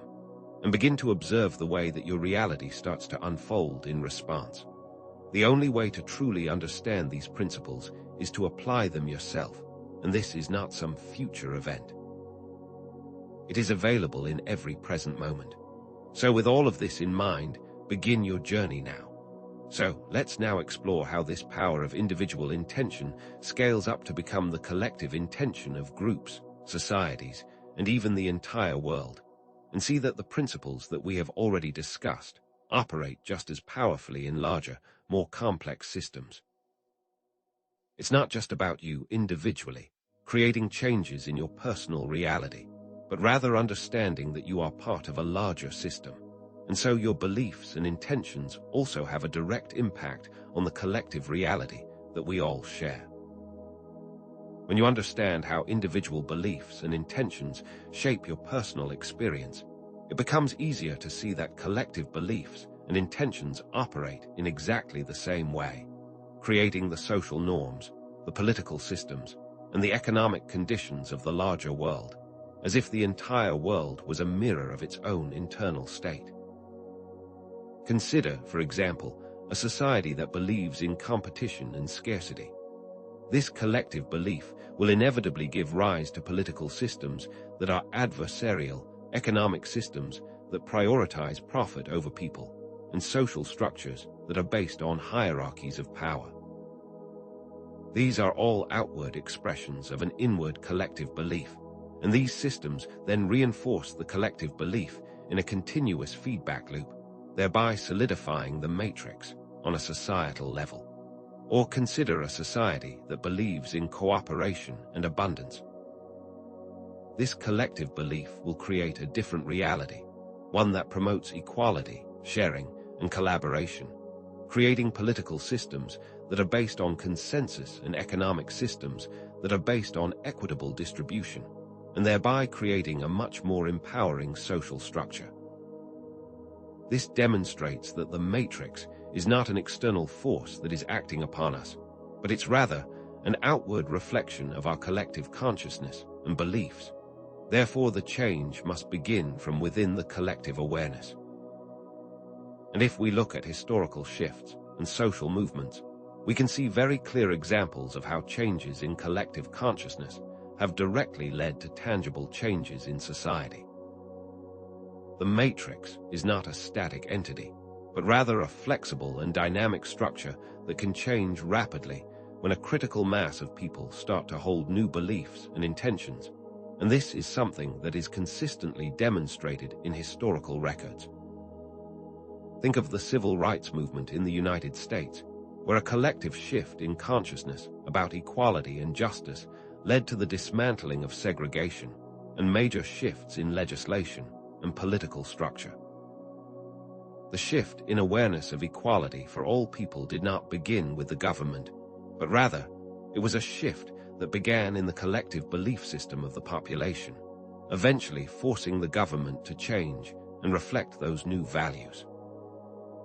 Or consider the women's suffrage movement, where a collective shift in consciousness about the rights of women led to women gaining the right to vote, and other political and social changes that had a massive impact on the structure of society. These movements were not just political campaigns, they were outward manifestations of a deeper shift in the collective consciousness, and once that shift occurred, the external changes became inevitable. Or even consider the fall of the Berlin Wall, which was not the result of military actions, but rather the result of a collective shift in consciousness about freedom and democracy, which ultimately led to the end of a divided city and the collapse of a restrictive political system. These are clear and powerful examples of how a shift in collective consciousness can lead to massive external shifts and changes. And this shows that the matrix is not fixed, but rather that is flexible and can be transformed by shifting collective intention. And so, if we can see that the matrix is created through collective intention, then this also clearly shows that the matrix can also be consciously reshaped through a deliberate shift in collective intention. That is not accidental, but rather by design. It's not just about what you believe individually, but also about what you choose to believe and intend collectively, and this power is often underestimated. When people consciously align their beliefs and intentions towards a common goal, they become a powerful force for change, and the external reality starts to reflect those changes very rapidly. When collective intention is aligned with the highest good, the results can be transformational. For example, consider a group of people who come together with the intention of creating a sustainable and equitable society, and they choose to focus on practices that support these goals. They create new businesses, design new technologies, and implement policies that are in alignment with their shared values. The power of a unified group with a clear and defined intention has a much greater power than individual intention, therefore leading to greater results. Or consider groups of people who come together to actively create a more peaceful and harmonious world. Their unified intention to create peace can create real, observable results in regions that had previously been in conflict, as their intention starts to filter through the entire collective. This is not just wishful thinking, it's a demonstration of how collective belief and intention can reshape the matrix itself, and how collective intention can lead to real, measurable, and rapid changes in the external world. And it is also critical to understand that while collective change is very powerful, individual shifts in consciousness are the key to creating that collective change, reinforcing the idea that the journey always starts within you, and then it filters outward into the world. Collective transformation is not some grand event that occurs independently of your actions, but it's the sum total of individual shifts and the choices that you make each and every day. Every choice that you make, every belief that you hold, every intention that you set, directly contributes to the collective energy and the collective reality of the world. It's very similar to the idea of the ripple effect, where a small action can have far-reaching consequences. When you choose to act with love, compassion, and understanding, you create a positive ripple effect that extends outward into your family, your community, and eventually to the world. Or when you choose to act from a place of fear or anger, you are equally creating a negative ripple effect that also extends outwards. The key to collective change is to understand that each and every person is a vital participant in the creation of the collective experience. Your contribution is essential, no matter how small it might seem, and no matter how inconsequential you believe it to be. Every positive thought that you think, every loving action that you take, every intention that you hold directly contributes to the collective shift of the matrix.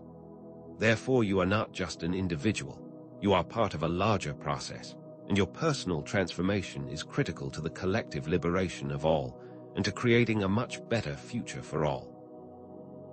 And so, with this understanding of collective intention, let's now explore the concept of the lost scripture, not as a literal text, but as an innate memory of your true nature, something that you already know, and something that has always been present within you.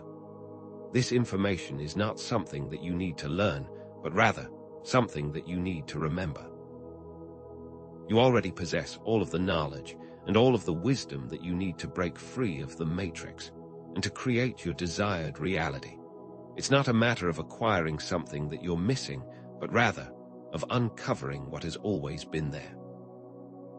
It's very similar to the idea of an archaeologist who carefully digs through layers of earth to unearth hidden treasures, not by adding something, but by taking something away.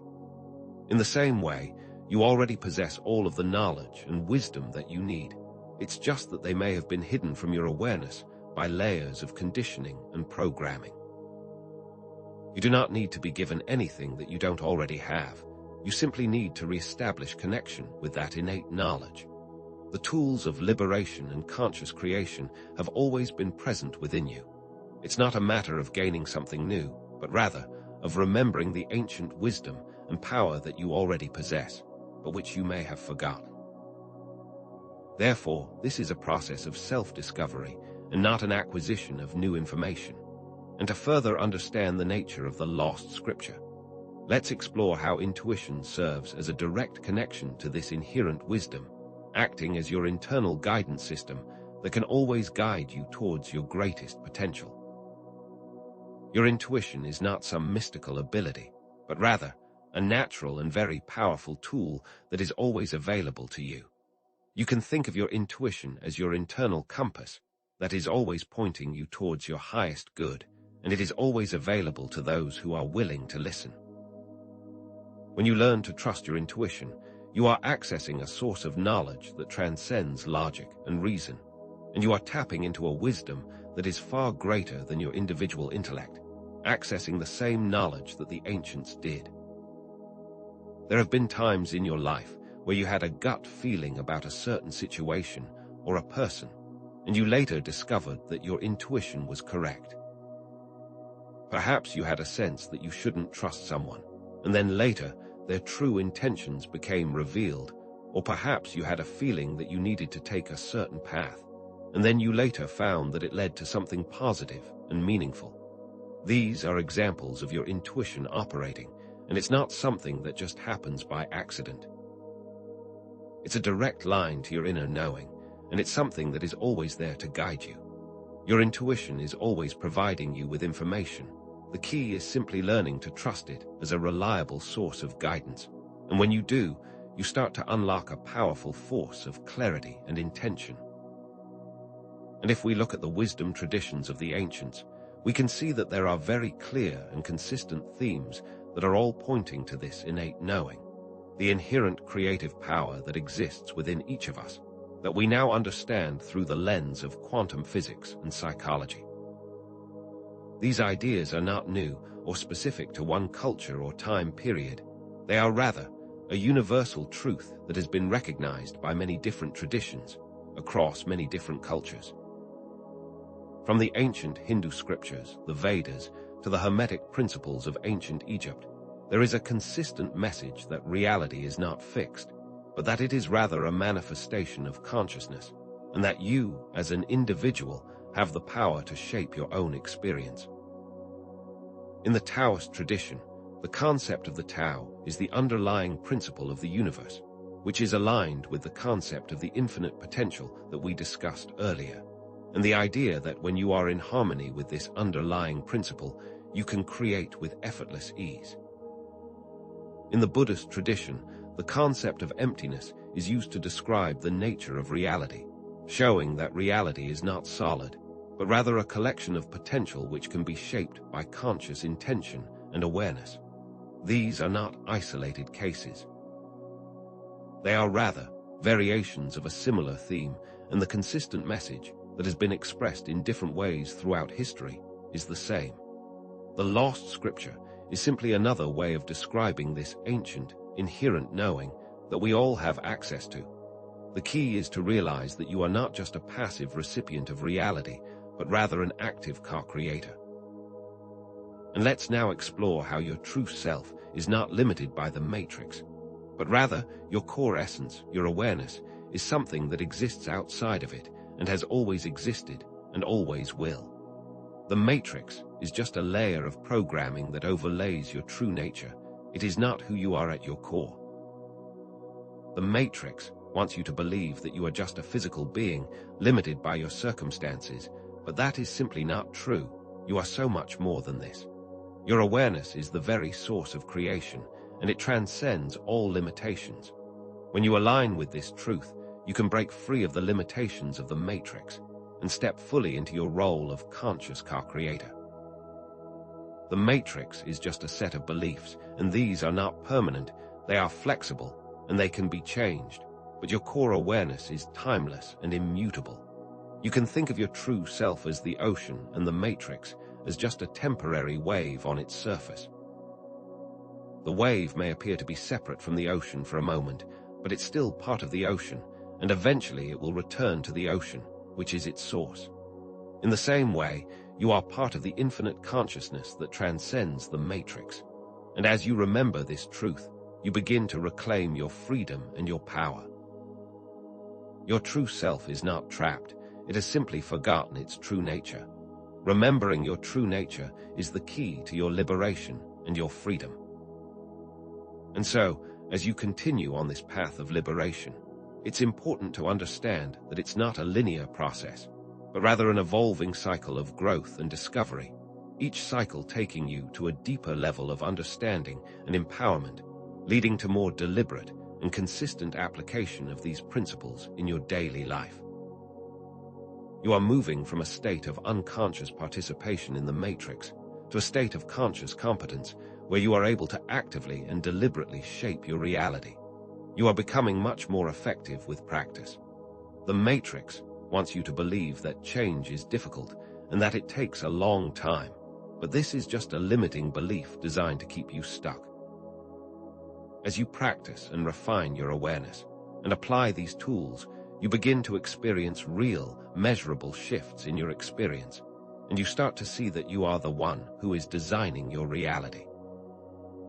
This process of liberation is not something you arrive at, but it's an ongoing cycle that allows you to constantly expand your awareness and your capacity for conscious creation, and it becomes easier and easier as you practice, eventually becoming something that you do effortlessly. You are continually expanding your awareness of what is possible, and you are moving into a state of mastery, which is about deliberately creating your experience. And as you continue to integrate these principles, you will notice that the process of identifying and reframing your limiting beliefs becomes faster and more intuitive.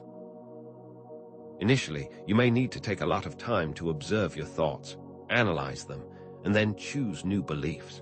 But with practice, this process becomes more and more rapid, eventually becoming almost instantaneous, therefore speeding up the process of liberation. It's very similar to a musician who has learned to play an instrument. In the beginning, they may need to consciously think about every note that they play, but with practice, they can play complex pieces without even thinking about the individual notes, as it becomes second nature to them. In the same way, the process of releasing limiting beliefs can eventually become an automatic function that operates within your subconscious awareness without conscious effort. You will begin to notice limiting beliefs arising, and you will automatically correct them without even having to try. And this is the point where you will understand that your conscious has started to become integrated into your subconscious.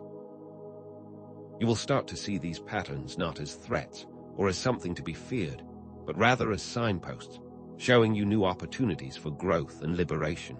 And every time you identify a limiting belief and choose a more empowering one, you accelerate the process of liberation and accelerate your manifestation. This all demonstrates that the liberation process is a skill that you develop with practice and consistency. And with all of these principles in place, you will also find that awareness itself becomes the default state of being, making it much easier to break free from the distractions of the matrix and remain present, grounded, and focused. You are not just occasionally aware, but you are consistently aware, and this becomes a way of being. When you consistently focus your attention, you are able to observe and choose, rather than being driven by unconscious reactions and distractions, which allows you to operate from a position of power and choice. The Matrix is always trying to pull you away from the present moment, with a constant stream of external stimuli that demand your attention. But when awareness is your default state, you can easily recognize these distractions and choose not to participate. You start to see the patterns and techniques that are used to distract you, and when you do, you can easily disengage. You will always be able to access a state of presence, and you will always be able to return your focus to your desired outcome. When your awareness is no longer something that you have to work hard to achieve, but it becomes the default way of being, then you have fully integrated these practices and principles, and this level of integration allows you to see the patterns of the Matrix much more clearly and navigate all scenarios from a place of awareness and a state of freedom. And with this consistent awareness, you will notice that your intuition, your inner guidance system, continues to evolve, and it guides you to ever deeper levels of self-discovery, making it even more powerful and more reliable. Your intuition will now guide you to hidden layers of programming that were previously hidden from your awareness. Each step will reveal something that you previously had not noticed, always moving you towards deeper self-knowledge and more powerful ways of expressing your potential. And it's not just that you will be guided, but that you will begin to trust that guidance. It will lead you to areas that you may have been previously avoiding, or to knowledge that you may have previously dismissed. And with trust, this intuition will lead you on your unique journey of liberation. You might discover that you are guided towards a new creative endeavor, or a new relationship, or a new way of expressing your unique gifts and talents. The journey of self-discovery is about constantly expanding, constantly evolving, and when you follow your intuition, you allow for that process to unfold, bringing you to ever greater levels of self-knowledge and self-expression. The more you follow your intuition, the clearer your path becomes, leading to more freedom and more power. And so, as you master these tools of awareness and intention, you will begin to experience rapid and significant shifts in your external reality, directly reflecting the changes in your internal state, creating undeniable evidence of your power to consciously shape your experience. You're not just hopping for these changes, you are intentionally creating them.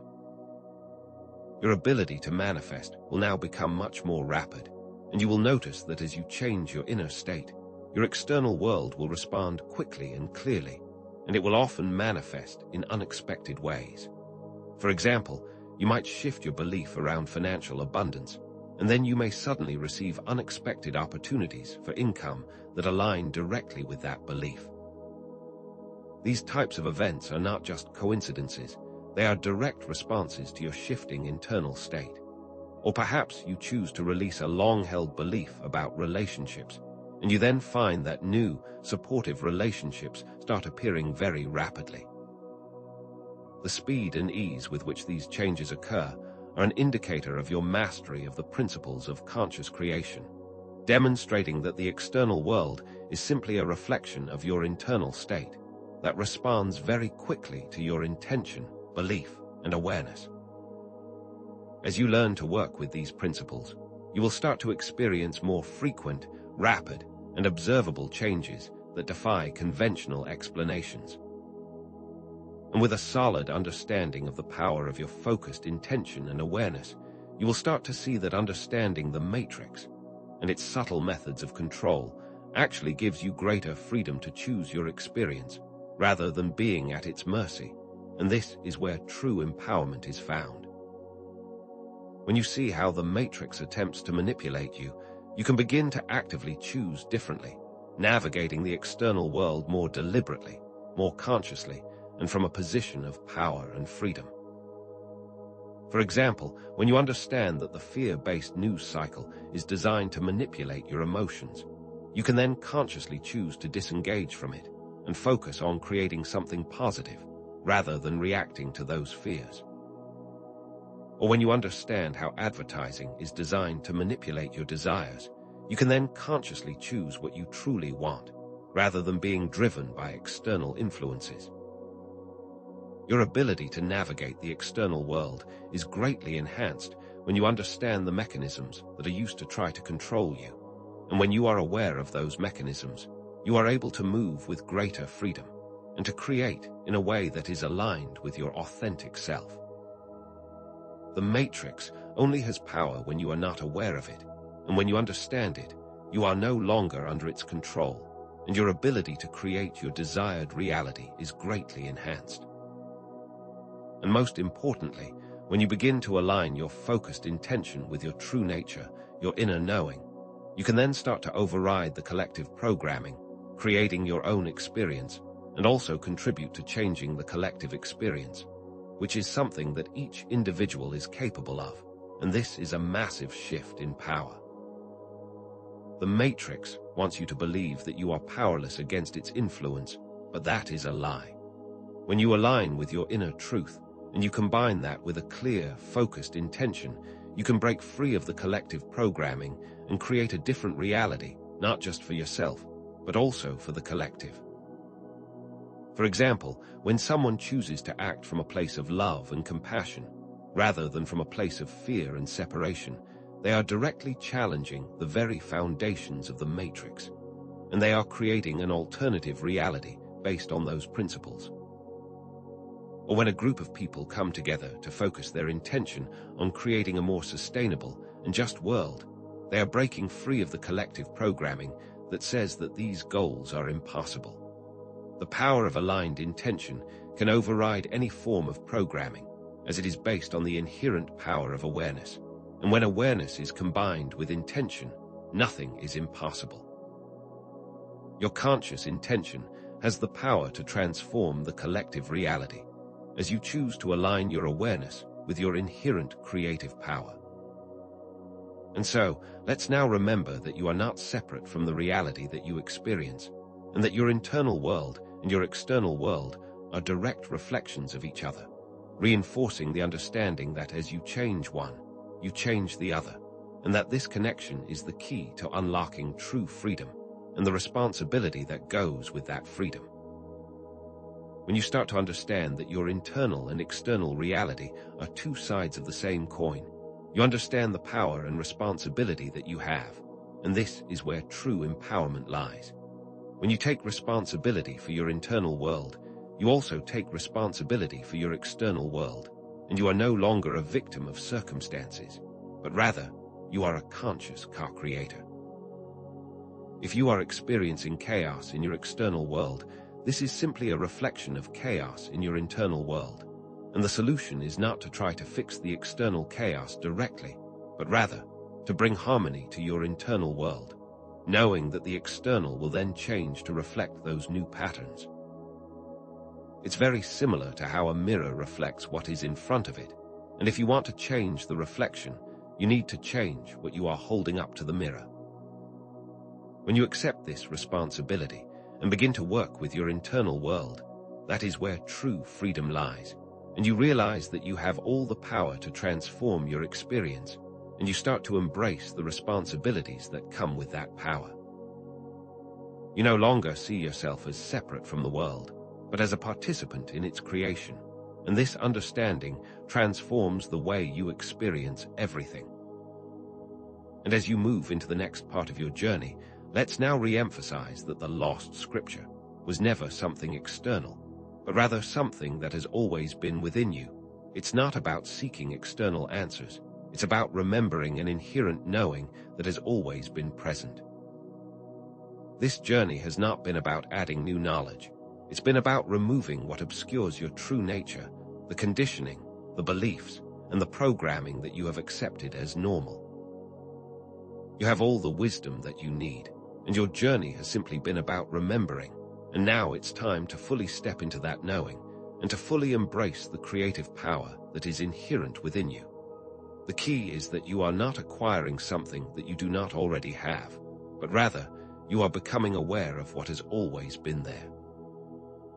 It's very similar to a treasure hunt, where the treasure was always in the same location, but it has been buried under layers of sand or debris. and your journey has simply been about removing the layers that are obscuring your access to that inherent power and to your inner knowing. It is the removal of what you are not, which allows your true nature to shine forth. Your true nature is perfect, and your inner knowing is always available to you, and this knowledge has always been present. You are simply remembering it now. And so, now let's prepare you for the next stage, where you're going to learn the detailed, step-by-step process for applying all of these principles of conscious creation, allowing you to design a future that is aligned with your deepest desires, and therefore integrating this knowledge into your daily life.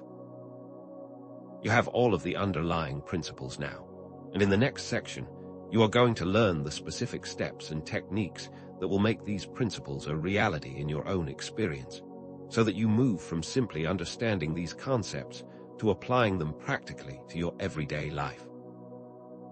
This is where the information moves from theory to practice, and this will be the place where you will be able to start to create your future more deliberately and more powerfully. The next part will give you actionable steps that will allow you to move into conscious creation, and this will be a specific guide that takes you from idea to manifestation and will teach you how to fully integrate all of the ideas into your daily life. And with all of this in mind, let's now reinforce the understanding that you are an active agent of change, with the power to shape your own experience, individually and collectively, and that you always have been that way. You have always had the power to create your own reality, but that power has been obscured by layers of conditioning and programming, which you are now beginning to release. This means that you are not just a passive recipient of reality, but you are actively participating in co-creating it, and you have always been doing so, consciously or unconsciously. This recognition empowers you to take ownership of your experience and to design a life that is aligned with your highest values and your deepest desires. You no longer need to accept the default reality that has been presented to you, but you are now able to actively create a new reality that is more reflective of who you are and what you want to experience. The power has always been yours. It has just been obscured. It is not something that you will receive in the future. It is something that is present now. The time has come to fully embrace that power and to take responsibility for your life and for your world. And so, I now challenge you to step fully into your role of conscious creator and to put all of this knowledge into practice, choosing to begin a new level of conscious creation today, and to use all of these tools to design a life that you choose, not a life that you accept by default. You have all of the tools and all of the knowledge that you need to start creating your desired reality, and you do not need to wait for anything outside of you to start that process. Choose something, no matter how small, and use these principles to intentionally create your desired outcome. Perhaps you could start with something as simple as choosing how you want to feel today and aligning your thoughts, beliefs, and actions with that intention. Or perhaps you could choose to manifest a certain amount of money or an opportunity to move closer to your life's purpose. And as you begin to use these tools and to practice conscious creation, you will discover the immense power that you have always possessed, and your life will transform beyond what you can even imagine right now. There is nothing that can hold you back, other than your own self-imposed limitations. It is your choice to step fully into your role as conscious creator, and that choice begins today. Let's now put the lost scripture into action, moving beyond abstract concepts into the realm of tangible results, by showing you how to consciously apply your intention, your focused awareness, and your belief to create rapid, measurable change in your daily life, something that you can begin to practice immediately. This is not some esoteric technique that requires years of practice, but rather a clear, actionable method that will demonstrate how you can use these tools together to create real shifts in your experience. Let's start by focusing your awareness on a small, easily achievable outcome, like manifesting a specific object in your immediate environment, something that is not critical and therefore not emotionally charged, like a particular coin or a specific color or even a particular type of bird. Choose one object now and hold that intention clearly in your mind. And now, for the next few hours, consciously direct your awareness to that intention, believing that you will encounter this object. This is not wishful thinking. This is a conscious alignment of your intention, your awareness, and your belief, and these are the three pillars of manifestation. The key here is to keep it light and easy and not to apply too much effort or emotional weight to the outcome. Just simply hold it as a possibility. And as you move through your day, notice the thoughts, feelings, and any experiences that are related to that object. And you will notice that your awareness begins to naturally direct your experience towards that outcome. And once you have encountered this object, you will see how your focused intention directly created that outcome. This is a simple, yet powerful, example of how conscious creation works, and something that you can begin to use immediately to experience real, measurable results. And now, let's move to another aspect of the lost scripture, which is the power of your intuition as a reliable guide for navigating unexpected situations and challenges, something that you can use in real time, not just in retrospect, thereby demonstrating the practical value of this inherent knowing. Your intuition is not just a feeling, it's a powerful tool that can provide you with information that transcends logic and reason, but it can only be accessed when you are willing to listen to it. Let's start by choosing a simple scenario where you're facing two or more options, such as choosing a specific route to a destination, or making a decision between two choices that have no apparent advantage over the other. Before you make a conscious decision, take a few moments to quiet your mind and to tune into your inner guidance, and notice what feelings or thoughts arise, and then trust what is presented to you. Then, choose the option that feels more aligned, even if there's no logical reason for it. As you move through that chosen path, pay close attention to your experience, and if you notice that your inner guidance was clear, then you are strengthening your trust, and if not, then it's simply a learning experience that will strengthen your inner guidance for the next time you use it. And now, for the next few days, consciously practice this approach and pay attention to the accuracy of your intuition, which will get stronger and clearer with practice.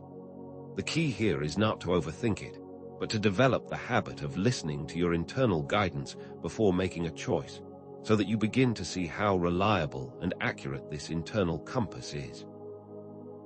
Your intuition is your direct connection to the lost scripture, your inherent knowing, and as you learn to trust it, you are moving closer to your authentic self, and this practice will also give you greater clarity in other areas of your life. And now, let's examine how reframing limiting beliefs directly affects your external reality, because changing your inner world is the key to changing your outer world, and these changes can be easily observed with practice. The matrix operates on limiting beliefs, and by consciously reframing those beliefs, you are able to create different outcomes. Let's take a common limiting belief, such as, "I'm not good enough," and let's use a specific example of a situation where this limiting belief is triggered, such as a work project or a social interaction where you may feel self-conscious. Now, instead of accepting that belief as truth, choose to reframe it into a more empowering one, such as "I am capable and worthy," or "I am learning and growing," or "My unique perspective adds value." Feel into the power of that new belief, and consciously choose that belief as the one that you operate from. And as you move through the chosen scenario, be aware of how that new belief begins to influence your feelings, your thoughts, and your actions. And in the following few days, continue to observe how this shift in your internal programming directly impacts the external outcome. The key here is to be aware of your internal world, and as soon as you notice a limiting belief arising, immediately replace it with a more empowering one. This practice is not just about feeling better, it's about consciously altering your reality by choosing the beliefs that support your desired experience. Your external world is a mirror of your internal programming, and by consciously changing your beliefs, you are directly changing the reflection, and with practice, you will see that it is not just a theory, it is a tangible process. And finally, let's understand how focused attention can amplify your desired results, thereby increasing the speed and the power of your manifestation, and therefore show that these are all connected, not separate tools. We've already seen how intention, belief, and awareness work, and now let's explore how focusing your attention on the desired outcome can accelerate the manifestation process. So let's revisit the intention that you set earlier, the one where you were manifesting a specific object in your environment, and now let's amplify the process. For the next few hours, intentionally direct your attention to the feeling of already having manifested that object, and imagine in great detail how it feels, how it looks, how it smells, and immerse yourself in the feeling as if it has already occurred. This is a specific act of focusing your attention, so it is not just a thought, but a feeling that embodies the reality of it, and then consciously direct your attention to that feeling and to that outcome. And when you do, you are aligning your entire being with your intention. And as you move through your day, simply be aware of any opportunities or synchronicities that might lead to that desired outcome, and you will see that focused attention acts as an amplifier, drawing the desired outcome into your experience more rapidly. This is not about forcing the outcome. It's simply about consciously aligning your awareness, your intention, and your belief with the feeling of the outcome already existing. This is the lost scripture at work, not as some ancient text, but as the conscious application of your inherent power, something you can use with consistency and practice to rapidly accelerate your manifestations. Now, let's shift our focus to how the matrix operates and the subtle ways it manipulates your attention, so you can begin to see the mechanisms that are attempting to control you, and therefore, how you can bypass them. The matrix uses distractions to pull your focus away from your conscious intention, so that you remain in a state of reaction instead of creation. Think of how easily your mind is pulled by notifications on your phone, or the constant stream of news cycles, or the endless scroll of social media feeds. Each of these things is specifically designed to capture and hold your attention, making it harder to access the focused state that is necessary for conscious creation. The intention is not to just distract you from a specific task, but to pull your awareness away from the present moment, from your intuition, and from your power to create. When you are constantly reacting to external stimuli, you are not actively creating your reality. You are simply participating in the matrix programming.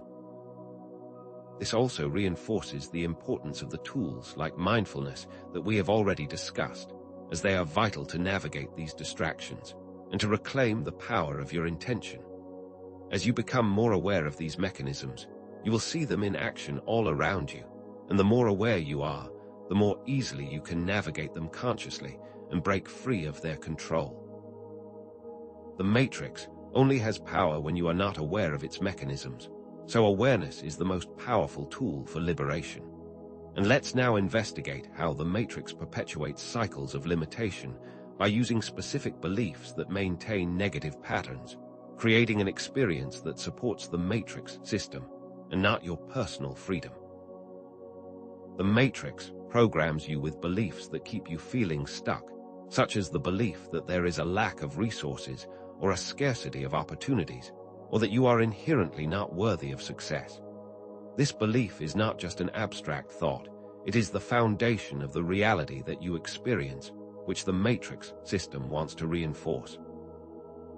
For example, if you believe that there is a limited amount of money in the world, then you will act from a place of scarcity, holding on to what you have and fearing that you will lose it. This mindset then creates experiences of financial struggle and limitation, therefore reinforcing the original belief. This creates a self-perpetuating cycle where your beliefs create your reality, and your reality reinforces the limiting beliefs. And this is not accidental, it is a deliberate attempt to limit you. By reinforcing these beliefs, the matrix system maintains control, keeping you in a state of dependence and powerlessness. Therefore, the key to breaking free of this cycle is to recognize the limiting beliefs, and then to consciously choose to replace them with more empowering ones, thereby creating a new feedback loop. Your beliefs are the foundation of your reality, and you have the power to change those beliefs at any time. And let's now examine the way that the Matrix uses fear as a primary tool of control, creating a state of anxiety and dependence that prevents you from accessing your true potential, and demonstrating that this fear programming is intentional, not accidental. The Matrix system thrives on fear, because fear limits your ability to see clearly and to make empowered choices. And when you are in a state of fear, you are more easily manipulated by external authorities. Consider the constant fear-based narratives that are presented in the news, which are often designed to create a sense of anxiety and insecurity, keeping you in a constant state of reactivity. Or think of the fear of failure that is instilled in many educational systems, which prevents you from taking risks and pursuing your dreams, or the fear of not having enough that is constantly reinforced in advertising, which keeps you in a state of chasing external validation. Each of these examples is designed to keep you in a state of dependence on the Matrix system, and to prevent you from understanding your own power, and this is not something that just happens by accident. It is intentional. It is designed to control you. When you understand how fear is used to manipulate you, you can begin to disengage from those narratives and to choose a different path, and therefore reclaim your power of intention. Understanding the tools of the Matrix is essential to being free of those tools. And so, let's explore the importance of self-inquiry as the key to uncovering deeper, often hidden layers of programming that are operating beneath the surface of your conscious awareness. And these hidden patterns are often more subtle and harder to recognize. Many of the limiting beliefs and the fear-based narratives that we hold are operating in our subconscious mind. Therefore, we may not even be aware that they are there. Self-inquiry is the process of consciously turning your awareness inward and asking yourself deeper questions about your beliefs, your assumptions, and your motivations. For example, you can ask yourself questions like, why do I believe this? Or what is the evidence for this belief? Or how does this belief make me feel? These types of questions are specifically designed to expose the hidden programming that is influencing your experience. You might start to notice that you have unconscious beliefs about your worthiness or about what is possible for you, and this inquiry allows you to bring that hidden programming into your conscious awareness so that you can choose to reframe it and to change it. This process of self-inquiry is like shining a light into the dark corners of your mind, revealing the patterns and the beliefs that have been shaping your experience. And with this increased awareness, you have a greater power to create consciously. The Matrix cannot hide in the light of self-awareness, and this process is absolutely vital to liberation. Now, let's illustrate how mindfulness, reframing, and intention setting are not separate tools, but that they are interconnected aspects of a powerful feedback loop of conscious creation. And when they are used in harmony, they are even more powerful. Mindfulness allows you to create the space of awareness where you can observe your thoughts, your feelings, and your beliefs without judgment, simply as an observer. Then, once you have created that space, reframing allows you to change your perspective, replacing limiting beliefs with more empowering ones. And when you reframe, you are not just changing a belief, you are changing the foundation of your reality. And after you have created the space, and you have changed your belief, you can then use intention setting to direct your creative energy towards a desired outcome. And it is through this process of intention that you consciously shape the experience that you want to create. Therefore, you can think of this process as a fluid cycle, where mindfulness creates the space for change, reframing directs that change, and intention setting manifests the desired outcome. When you engage in this cycle with consistency, you will start to see how the changes in your internal world are directly reflected in your external reality, and this becomes an ongoing feedback loop of conscious creation. This system becomes more powerful with each repetition. And let's now show you that as you release your Matrix programming, your intuition becomes more clear, more reliable, and more consistent, thereby demonstrating the power of the lost scripture to guide you, and how trusting this inner guidance leads to unexpected and positive outcomes. Your intuition is like a muscle, and the more you use it, the stronger it becomes. When you are constantly bombarded with external influences and limiting beliefs, your intuition is like a muffled voice. But as you release those limitations, the voice becomes clearer and more defined. And when you learn to trust your intuition, it can often lead you down paths that may seem illogical, but they always bring positive results. For example, you might have an intuitive sense that you need to change your career path, even though it doesn't make logical sense. But as you follow that guidance, you may discover new opportunities and greater fulfillment that you could never have predicted. Or perhaps you might feel a sudden urge to connect with someone, and that connection leads to a new collaboration or a new relationship. And these are examples of your intuition working beyond the limitations of the logical mind. The Matrix wants you to believe that logic is the only valid form of knowledge, but intuition is also a valid and important tool. The more you trust that intuitive guidance, the more it will lead you to unexpected, positive outcomes, showing you that this is a powerful resource. And now, let's explore how emotional awareness can become a powerful feedback system, guiding you towards greater alignment, and that feelings are not just random occurrences, but rather they are indicators of your inner state.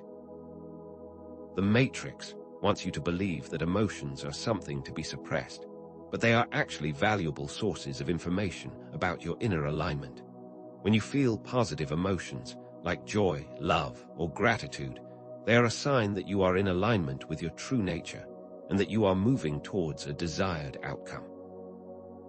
However, when you experience negative emotions like fear, anger, or sadness, they are a sign that you are out of alignment and that your beliefs and your thoughts are not in harmony with your intention.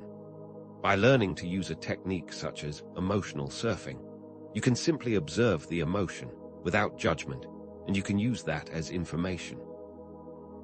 And in this way, you are not suppressing or avoiding it, but simply noticing it, and you can then use it as a guide to understand where your beliefs are out of alignment with your intention.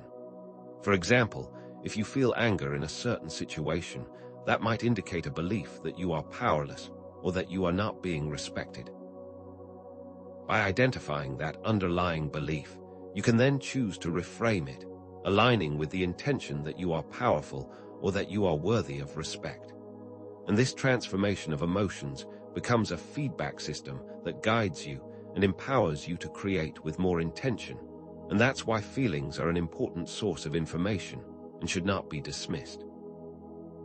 And finally, let's recognize that liberation is not a destination, but rather an ongoing cycle of refinement and expansion, where each step is a learning opportunity, not an endless task, so that you can move forward into this new process with joy and excitement, instead of fear and trepidation.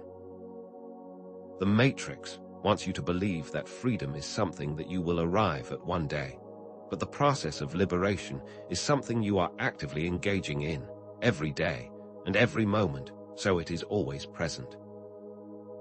As you continue to release limiting beliefs and you move more towards your authentic nature, you will continually discover new levels of understanding and new ways of expressing your creative potential, and this is a constant source of joy and fulfillment.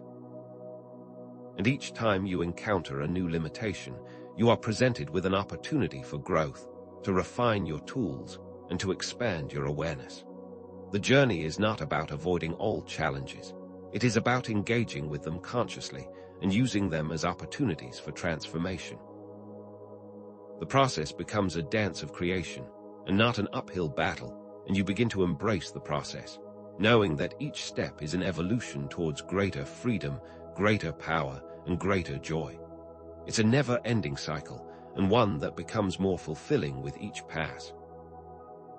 Now, let's shift from personal liberation to the understanding that you can apply all of these same tools of conscious creation to the design of your desired future, thereby showing the scalable power of the lost scripture, and how your actions are not limited to just yourself, but also contribute to the world around you.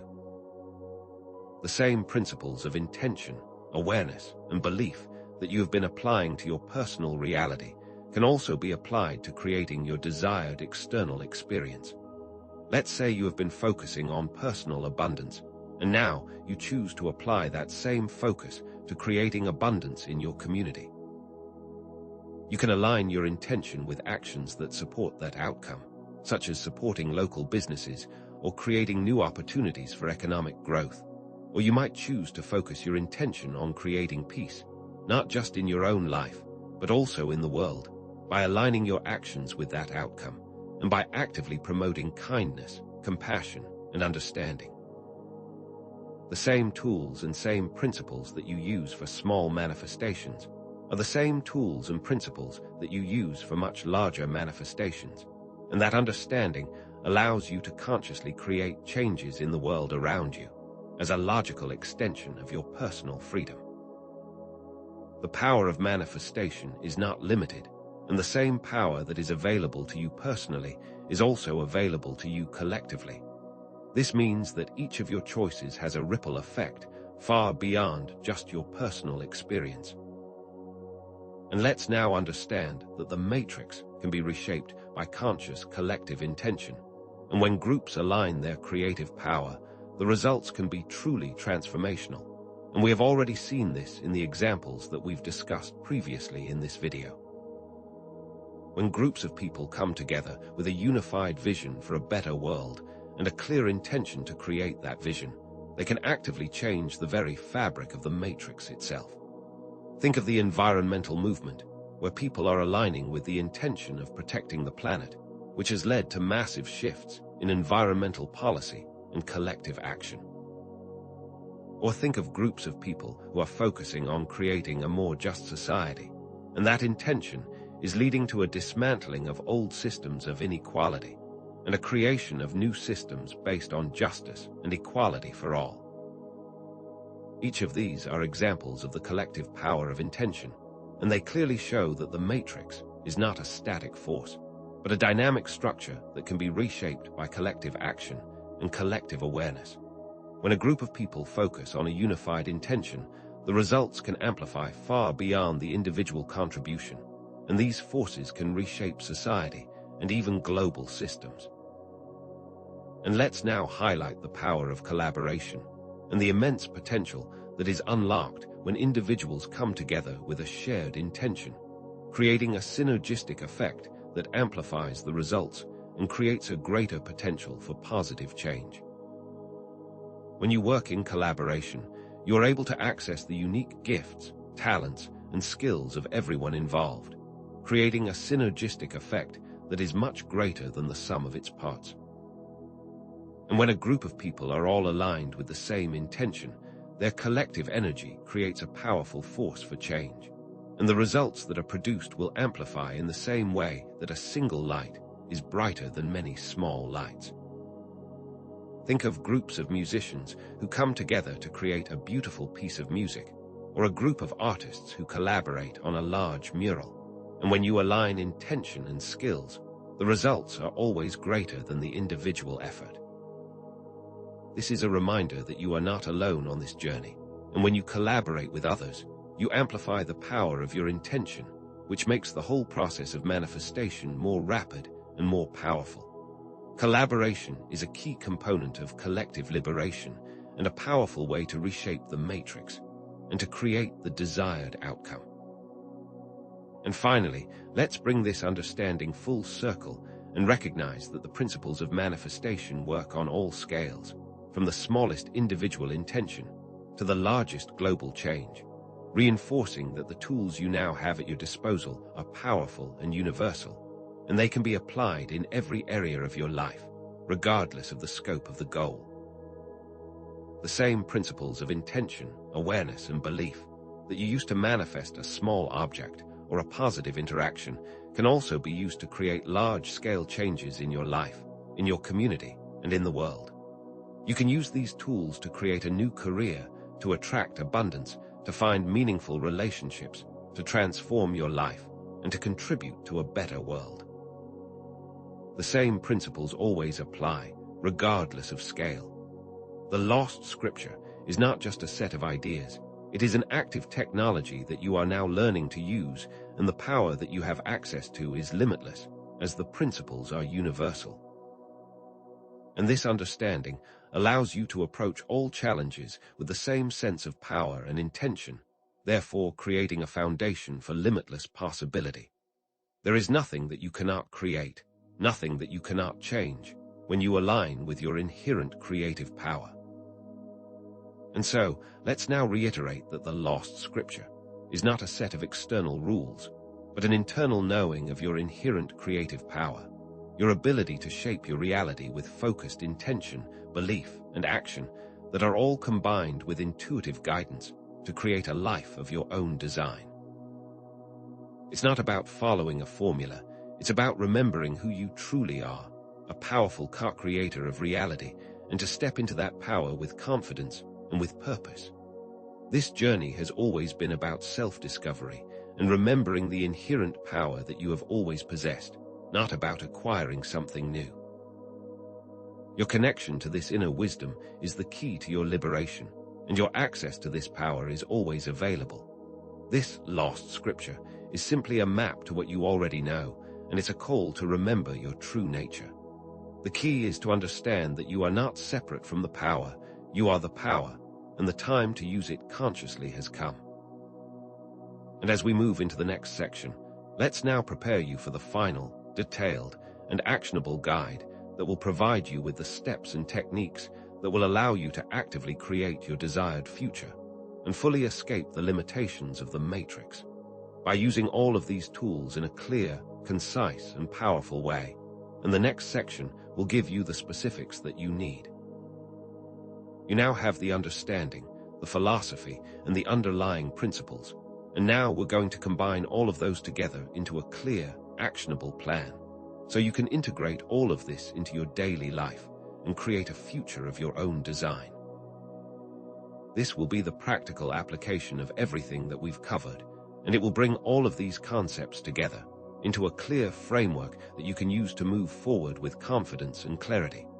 It's time to take all of these powerful concepts and to put them into practice, creating a roadmap for success, and not just an understanding of the ideas. And let's now re-emphasize that you have always had the power to create your desired reality, and that this power is not something that you will receive in the future. It is something that is present now and always has been. You are not waiting for something to change. You are the change that you've been waiting for. The Matrix wants you to believe that you are powerless, but that is a lie. You have always been a powerful creator, and the journey of remembering that power is the key to your liberation. You are not just a passenger in your own life. You are the driver, the creator, and the designer, and the time has come to fully step into that role and to embrace the responsibility that comes with it. Your creative power is inherent, it is always available, and it is time to claim it with all of your intention and all of your heart. And so, I invite you to take immediate action and to begin applying these principles right now to create something specific that you choose, that is easy to test, and that serves as clear proof that you are the creator of your own experience, not just an observer. Choose something specific, something that you desire, something that is in alignment with your values, and set your intention to create that experience. It could be something as simple as attracting a new opportunity, or creating a more positive relationship with someone in your life, or manifesting a certain amount of money. And as you set your intention, focus your attention on that outcome, and align your beliefs with the reality that you are creating, and then watch how the world begins to respond to your focused intention with the same creative power that you have always possessed, and that you are now consciously choosing to use. This is the beginning of your liberation, and it is not something that will happen in the future. It begins today, and it begins with you. So now, as you consciously step into your role as a designer of your own reality, the next step is to move beyond simply reacting to the matrix, and to begin intentionally creating the specific outcomes that you desire. And this shift is not just about responding to external forces, but actively shaping the world that you wish to experience. And this requires a new level of precision, a new level of awareness, and a new level of intentional design. For example, instead of just hoping for a better work environment, you can intentionally design it by choosing the type of interactions that you wish to have with your colleagues, or by imagining the specific kind of projects that you are involved in, and then taking concrete steps to make that vision a reality, thereby showing that you are not just wishing for change, you are consciously designing it. Or, if you wish to transform your daily routine, you can choose each element with specific intention: the foods that you eat, the activities that you engage in, and the environment that you create for yourself. And this is a specific design choice. This is the next level of conscious creation, which is to move from reacting to actively designing. And with this new level of awareness, the ability to intentionally design is now in your hands. This is not just about manifesting outcomes, it's about crafting every aspect of your experience with intention and care. And as you move through the cycles of liberation, where you are releasing old, limiting beliefs, you will begin to notice that they are transformed into cycles of active creation. And this is a very important distinction to be aware of, because this is not just about breaking free, it's about intentionally creating new patterns that are aligned with your vision. For example, instead of focusing solely on releasing the belief of "I am not worthy," you can actively create the new belief of "I am capable" and "I am worthy," and then actively seek out experiences that will reinforce that belief, such as taking on new challenges or pursuing creative projects, and this is a conscious choice. Or, as you are breaking free from the patterns of scarcity, you are not just releasing the lack, but you are actively choosing new patterns of abundance, and you are actively engaging with those feelings and with those choices, therefore building new patterns from a place of power and choice. Therefore, the cycle of liberation becomes a cycle of intentional creation, and you are not just releasing old programming, you are actively choosing the new with full awareness and intention. This is the power of conscious design. You are not just reacting to the old, you are actively shaping the new. And as you begin to understand that the matrix is a dynamic and self-adjusting system, it is important to know that it is not a fixed entity, but it is continually responding to the shifts in your awareness. And this understanding is absolutely key to making consistent and lasting change, because liberation is not a one-time event, but it is an ongoing interaction with this system. And you must maintain your conscious awareness. For example, after a major breakthrough in your understanding of your personal power, you might notice subtle attempts by the matrix to pull you back, such as feelings of self-doubt resurfacing, or perhaps challenges arising in your external environment that seem to test your resolve, or old patterns or behaviors may tempt you, which will reinforce the older version of yourself. Or, if you have just made a change in a relationship, you may begin to notice that the old patterns subtly try to reassert themselves, and it's as though the system wants to find its balance. And these aren't signs of failure. They are simply indicators that the matrix is adjusting, and it's your role to maintain your conscious awareness and to stay true to your vision, and it is an ongoing process, not a one-time fix. This is a dynamic system that is always responding to your awareness, and as you become aware of the system, the better equipped you become at navigating that system consciously. And as you gain more conscious control, and you move into the cycles of active creation, you will also begin to uncover more subtle layers of unconscious programming that were previously hidden, and this will lead to even more refined levels of self-understanding. And it's something that is to be embraced as part of the process of growth, because this is not a process that ends, but rather an evolution that has no end. For example, you might discover a limiting belief about your potential that you never knew was there, and that belief, once discovered, can then be reframed and released, and then that new freedom will create a new awareness that was previously hidden, and then you will go deeper again.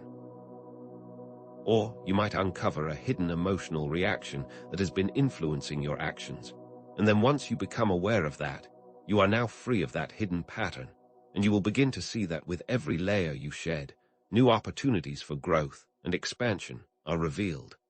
This process of self-discovery is a spiral that is continually evolving. It is not a straight path.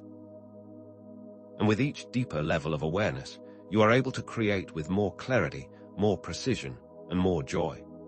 This is the journey of conscious creation, and it is one of continuous evolution and expansion, something that you will come to appreciate as you continue to practice.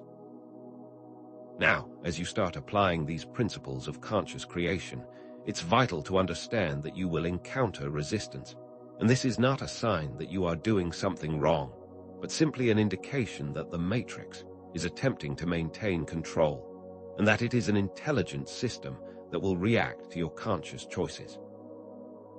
For example, as you begin to consciously reshape your reality, you might experience an increase in self-doubt, or limiting beliefs might resurface, or you might also encounter external challenges, such as unexpected obstacles or people who try to discourage you.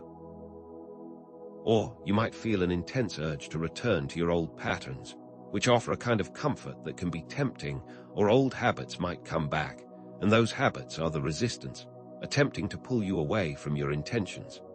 And this is not accidental. This is the matrix, actively trying to maintain its hold on your attention and on your intention. And by understanding that resistance is a natural part of the process, you can then begin to navigate it with conscious awareness and with intention. Resistance is not a barrier, but rather, it is a sign that you are creating change, and you will learn to move through it consciously instead of fighting it unconsciously. And as a method to divert your focus and to limit the power of your intention, the matrix will use distraction. And this is something that is important to be aware of, because those distractions are specifically designed to pull your attention away from the present moment and from the power that you possess. Consider the endless cycle of news and social media feeds, which are designed to capture and hold your attention, and that constant stimulation makes it harder to access the focused state necessary for conscious creation. Or consider the constant stream of tasks and responsibilities that can pull your focus away from your creative vision and can easily overwhelm your attention and your intention. And these distractions are not just random events. They are subtle mechanisms that pull your focus from conscious creation and return it to reaction.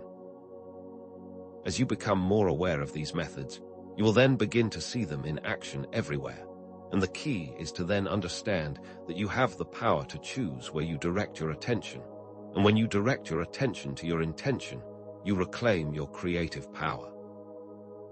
This is a dance of conscious awareness and intention, and the more aware you are of the distractions, the more empowered you will become. And as you move through the process of conscious creation, it's also vital to understand that failures are actually not failures, but are simply essential feedback, and this perspective shift is essential to progress, because it allows you to learn and to adapt without becoming discouraged, and to see that these are valuable learning experiences, not dead ends. For example, if you attempt to manifest a specific outcome, and it doesn't unfold as expected, it is not a sign that you are doing something wrong, or that the tools don't work.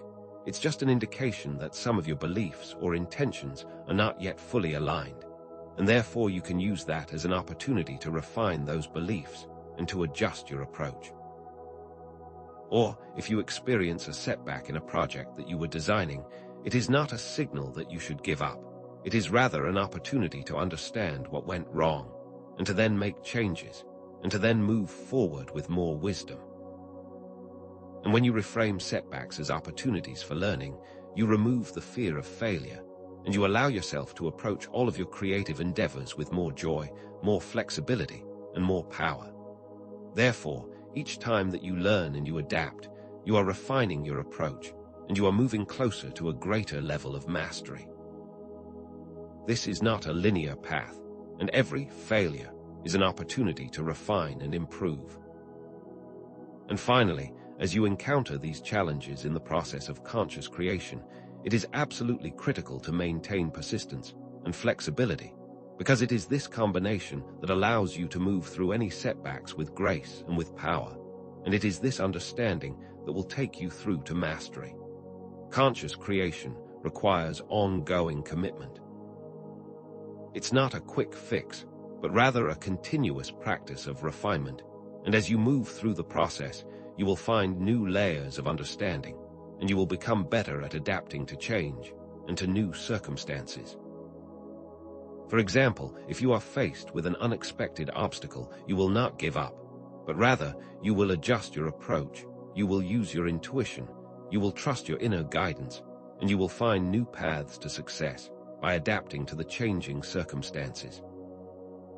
Or, if you notice that your beliefs are no longer aligned with your intention, you will take the time to reframe them and to move towards a better aligned intention.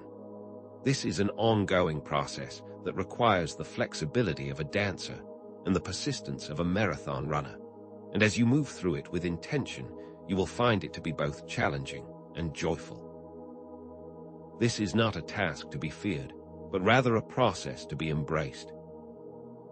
Now, as you begin to master the process of conscious creation in your personal life, you will also begin to understand that these principles apply equally to collective realities, and that the same power that you use to change your personal experience, you can also use to shape the world around you, and these are all based on the same core principles.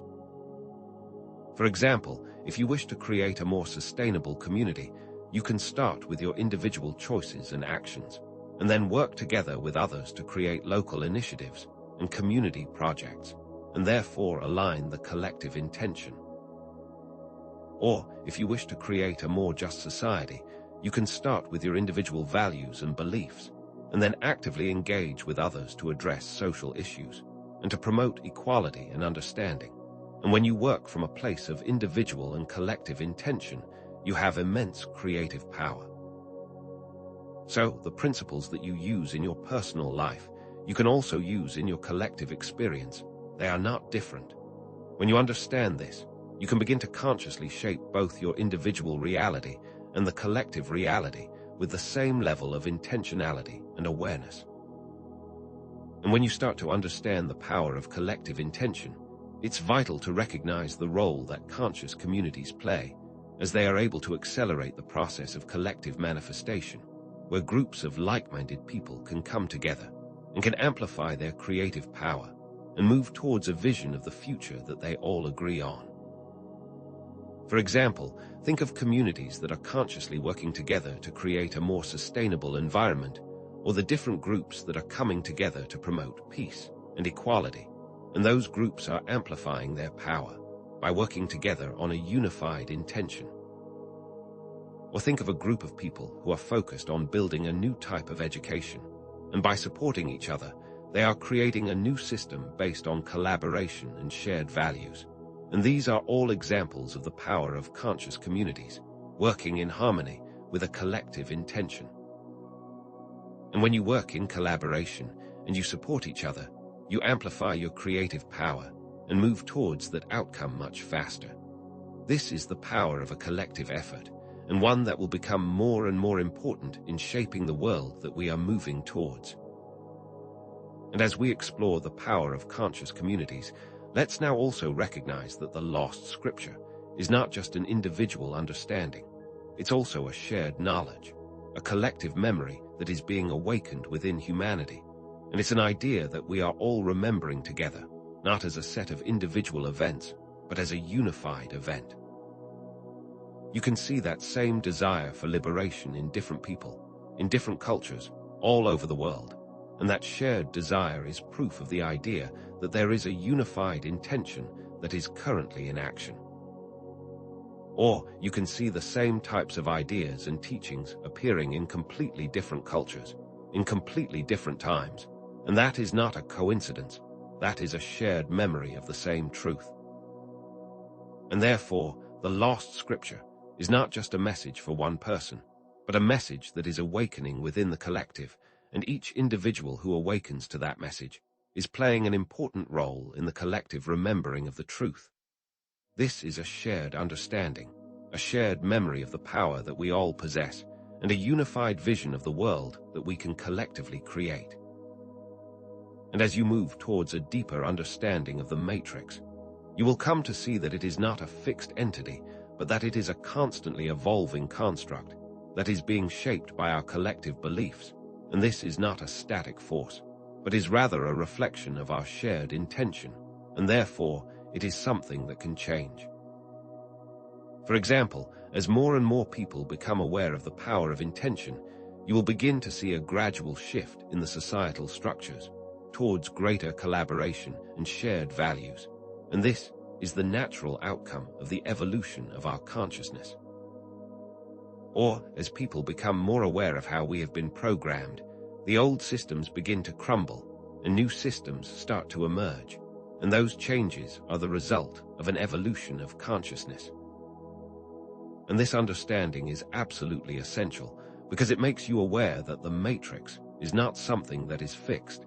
It is continually being reshaped by our choices, our intentions, and our awareness, and this collective understanding is the key to our collective liberation. It is a constantly evolving entity that responds to our awareness and to our intention. And now, as we begin to see the connections between our individual and collective experiences, let's understand that when individual choices align with the intention of creating a desired collective reality, the process of change accelerates exponentially because it's no longer an individual effort. It becomes a shared vision with a shared power. When a group of individuals are all committed to creating a sustainable world, and that commitment is reflected in their daily actions and in their choices, it amplifies the process of transformation, and it's not just a concept, but an active effort.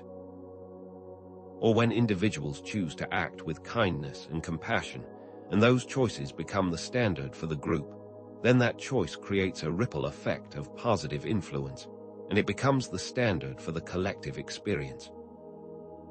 So, when we consciously align our individual actions with the intention of a better collective reality, we are no longer just working for ourselves. We are all actively working together to create the world that we desire, and it is through that conscious coherence that change happens much more rapidly. The more aligned our individual choices are with the collective intention, the more powerful that outcome becomes. And as we understand the mechanics of the matrix, we also gain the ability to navigate its control systems much more effectively and to make conscious choices that move us towards our desired outcome, rather than being pulled into its patterns. For example, when you understand that the media often uses fear-based narratives to manipulate your attention, you are then empowered to choose to disengage from those narratives and to focus your awareness on a more positive and empowering outcome, and it's a choice that you get to make. Or when you understand that the matrix uses limiting beliefs to keep you stuck, you can consciously choose to reframe those beliefs and to align them with your intention and to create new patterns that are aligned with your goals.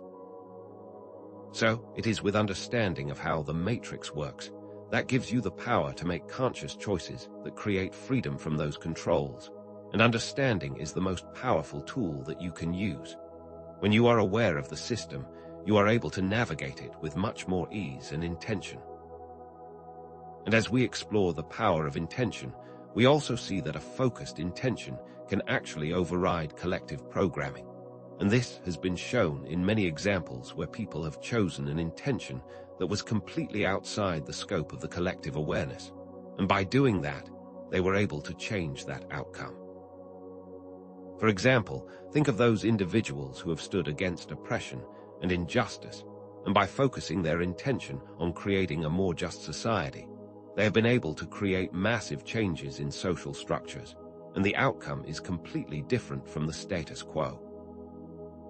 Or think of those who have pursued innovation and creation, and they have moved against what was perceived to be impossible, and by focusing their attention on the vision, they have been able to create things that the collective thought were not possible. And when an individual or a group focuses their intention on a specific outcome with full belief and awareness, they can override the default programming of the matrix, and they can create something that is entirely new.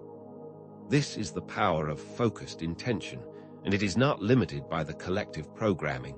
It can actually transform it. And finally, as we understand the power of intention, let's recognize that your internal state is the primary driver of collective reality, and therefore the key to creating a collective transformation lies within your individual consciousness, not in the external world. When individuals create inner states of love and compassion and peace, it has an immediate positive effect on the collective experience, and the impact of that internal work can be felt on a much larger scale. Or, when individuals choose to believe in the inherent goodness of humanity, that choice begins to shape the collective narrative towards a more positive and collaborative vision, and that power comes from within. Therefore, by consciously focusing on the creation of a desired inner world, we are directly impacting the collective reality, and that is the key to a better world. The power of the internal to affect the external is the key to transformation, and is something that begins with you. And so, as we move towards the conclusion, the next section will present a step-by-step guide that will allow you to consciously design your desired future. And it is at that point that we will combine all of the ideas presented in this video into an actionable method for moving forward with intention and purpose. You now have a very good understanding of the underlying principles of creation and the mechanics of the matrix. And now, we are going to put all of those pieces together into a clear framework that you can use to actively shape the reality that you desire. This will be the culmination of everything we've discussed, and it's a roadmap for your success and a method for you to move towards your intended outcome. This is where everything we have been discussing will come together. And as you move towards that new understanding, remember that you have always possessed all of the tools that are necessary for liberation and creation, and that you are not waiting for something to come in the future, but that the power is present now, in every moment, and that you are always connected to that creative energy. The Matrix would like you to believe that you are powerless and that you are limited, but that is simply not true, and the time has come for you to remember that power. These are not new skills you are learning. They are innate abilities that you are remembering, and that awareness is the key to your freedom. The power has always been within you. It's time to claim it.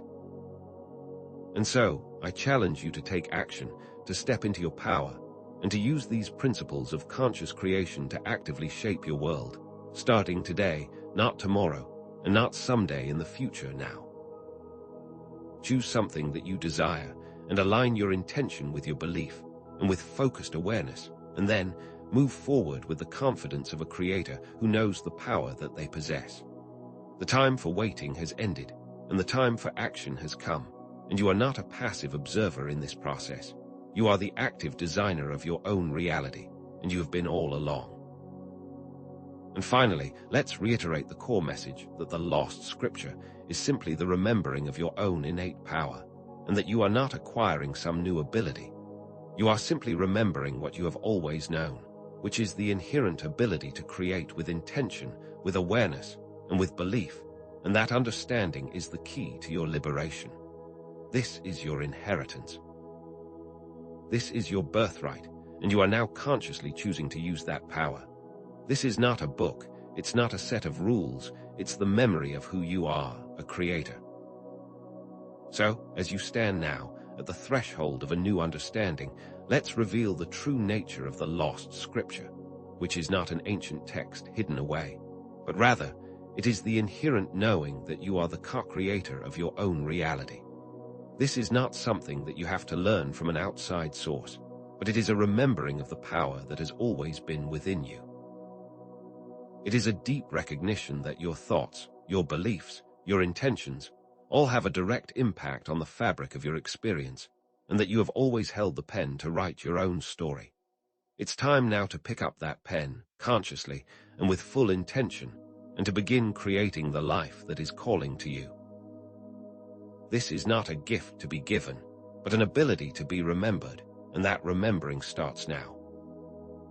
And as you move into this new era of conscious creation, it's also important to understand that the cycles of programming and liberation are not a one-time event.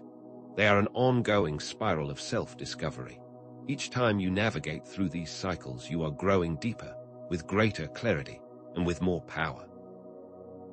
Each time you identify a limiting belief, each time you reframe that belief, each time you create a new reality that is aligned with your intention, you are strengthening your ability to consciously create. This is a continuous process of evolution, a journey of expansion where each cycle increases your understanding and therefore your ability to intentionally design, making you a more conscious and masterful architect of your own experience. Therefore, this is not about achieving some kind of perfect state. It is about continually evolving and about continually refining your creative power. And as you embrace your creative power, let's now see that the Matrix is not some external force that controls you, but rather a collective agreement built upon shared beliefs, and it's that shared belief that gives it power. These are the assumptions that we have all accepted, the limiting narratives we have all bought into, and the unconscious habits that we have all adopted. The Matrix is not a physical place. It's a construct of the mind, which you now have the ability to deconstruct and reconstruct with full awareness and intention, thereby consciously creating a new set of shared beliefs that are based in empowerment and collaboration, instead of limitation and separation. When you change your beliefs, you change the Matrix. And as you understand that you are a co-creator, let's shift the perspective completely, from victim to active participant, because the power to change your experience is not out there. It has always been within you, in every breath that you take, in every thought that you think, and every intention that you hold. With the understanding of these mechanisms of creation, you are not a passive recipient of the Matrix, but an active designer, capable of shaping your reality with conscious awareness. And that shift in perspective is the key to reclaiming your freedom and to actively shaping your experience, so you are no longer subject to the whims of an unconscious system. The power is in your hands. Always has been and always will be. Now, let's integrate this understanding of the lost scripture into the greater context of human potential and collective evolution, because your journey is not just for yourself, it is also for humanity as a whole, and the change that you create in your own life contributes directly to the awakening of the collective. When each individual expands their awareness, the planet as a whole expands, and your journey is therefore an essential part of this great evolution, and you play a significant role in the remembering of humanity's creative power, and that is a task that each and every one of us shares. And as you move forward on your path, know that you are doing so for more than yourself. You are part of a much larger movement. And when you actively engage with the cycles of liberation, you will also see that there is a direct correlation between personal responsibility and personal empowerment, because conscious creation is not just about wishing for something to happen, but it is about taking full responsibility for your present moment. When you focus your awareness with intention, you are also accepting the responsibility that comes with it, and therefore, what you choose to focus on and what you choose to create is a direct reflection of the world that you experience. This is not a burden, but rather a form of empowerment, a realization that you have the power to shape your own reality and to take responsibility for your own conscious design. You are not a victim, you are an active participant. And as you move through your conscious creation process, let's begin to understand that the Matrix, with all of its challenges, has also served as a catalyst for growth, a training ground for evolution, because it is within the contrast between unconscious programming and conscious choice that you are able to discover your own power. The challenges that you have faced and the patterns that you have overcome have all contributed to the development of your awareness, and now it is time to see the Matrix not as an enemy to be conquered, but as an environment that provides opportunities for greater self-discovery. Each challenge is a lesson, each limitation, a stepping stone towards greater creative power. And with this new awareness of your own creative power, you will also see that every shift that you make in your personal consciousness has a direct and measurable impact on the collective, as your individual transformation resonates outwards, influencing the collective experience. The changes that you make within become ripples in the sea of collective consciousness, demonstrating that even the smallest shift in awareness has the potential to create a positive effect on the entire system, and that understanding shows you that your journey is vitally important, and that it's not a process that is only personal, it's also a process of collective transformation. And therefore, everything that you do matters. Now, let's bring all of these threads together and see how all of the tools that we have discussed, such as mindfulness, reframing, self-inquiry, focused intention, all form a complete and unified system for conscious creation. These aren't isolated techniques, but interconnected elements, like different instruments in an orchestra, working in harmony to create a symphony of conscious design. When you bring all of these into alignment and use them with focused awareness, you will discover that you are capable of creating any reality that you can envision, and all the pieces together create a greater whole that amplifies your power and your potential, so each piece works with another as part of a larger system. This is not a collection of random techniques, but a well-defined system for conscious creation. And as you see that system take shape, let's also understand that the individual is inextricably linked to the collective, and that you are not separate from the larger whole, but you are an integral part of it. And as you transform yourself, you also transform the collective. Every action that you take, every intention that you hold, resonates outwards and has an impact on the larger system. And that understanding shows you that your personal work is also contributing to the larger collective movement, and that you are working not just for yourself, but for humanity as a whole, and that interconnectedness shows the importance of both the individual and collective journeys. You are part of a unified field, where the individual and the collective are deeply intertwined. And now, let's resolve the central questions that were posed at the beginning: who or what is programming us? The answer, as you now know, is the beliefs, the structures, the patterns that we have all collectively agreed to. And how do we change that? By shifting your awareness, by aligning your intention with your belief, by taking action, by consciously choosing new patterns and new beliefs, you can therefore deconstruct the old matrix and build a new one intentionally. The programmers are the collective agreements, and the power to change them lies within you. This is the answer that will release you from the need to find an external solution. And so, let's release the tension and solidify the understanding that you all have the power to escape the matrix. And this is not a far-off possibility, but a very real and tangible reality that can be created right here, right now. The tools and the methods that we have discussed are not theoretical constructs, but are practical steps that you can take today to begin to consciously create a new reality based on your own intention. Therefore, the freedom you seek is not a distant goal, it is a present-day choice. The time for escape has arrived, and the power lies within you to do it.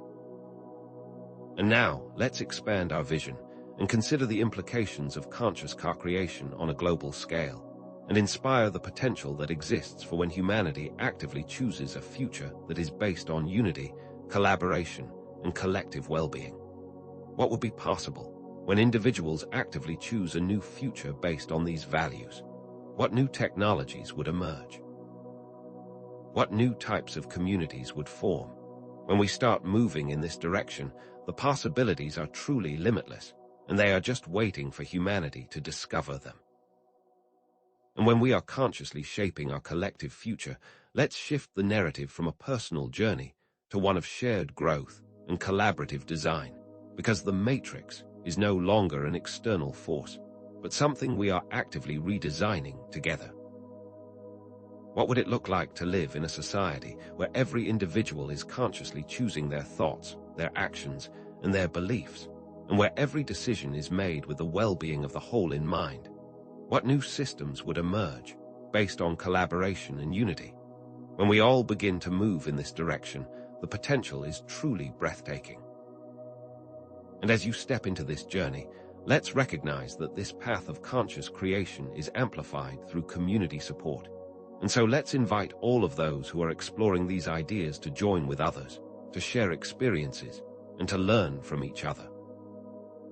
When you surround yourself with like-minded people, you create a powerful field of support that can accelerate the process of transformation. And when we work together, we all move forward together and faster. Therefore, this is not a solitary path, it is a collective journey. And finally, let's look towards future explorations, where we continuously refine the tools and the methods that have been presented here, and know that this is a never-ending process, a never-ending journey of discovery, as we all continually grow and expand and discover new levels of understanding. The journey of conscious creation is a never-ending adventure, always evolving and always expanding, with new discoveries to be made and new levels of awareness to be attained. And as you move forward, your potential is limitless. And so, as we come to the end of this video, the most important thing to remember is that the lost scripture isn't a physical text. It's the inherent understanding that you have the power to shape your reality, that the matrix is a construct of shared beliefs, and that you, as a conscious co-creator, have the ability to transform that construct, starting now. Thank you for joining me on this journey of awakening, and may you move forward with clarity, intention, and the full knowledge of your creative power.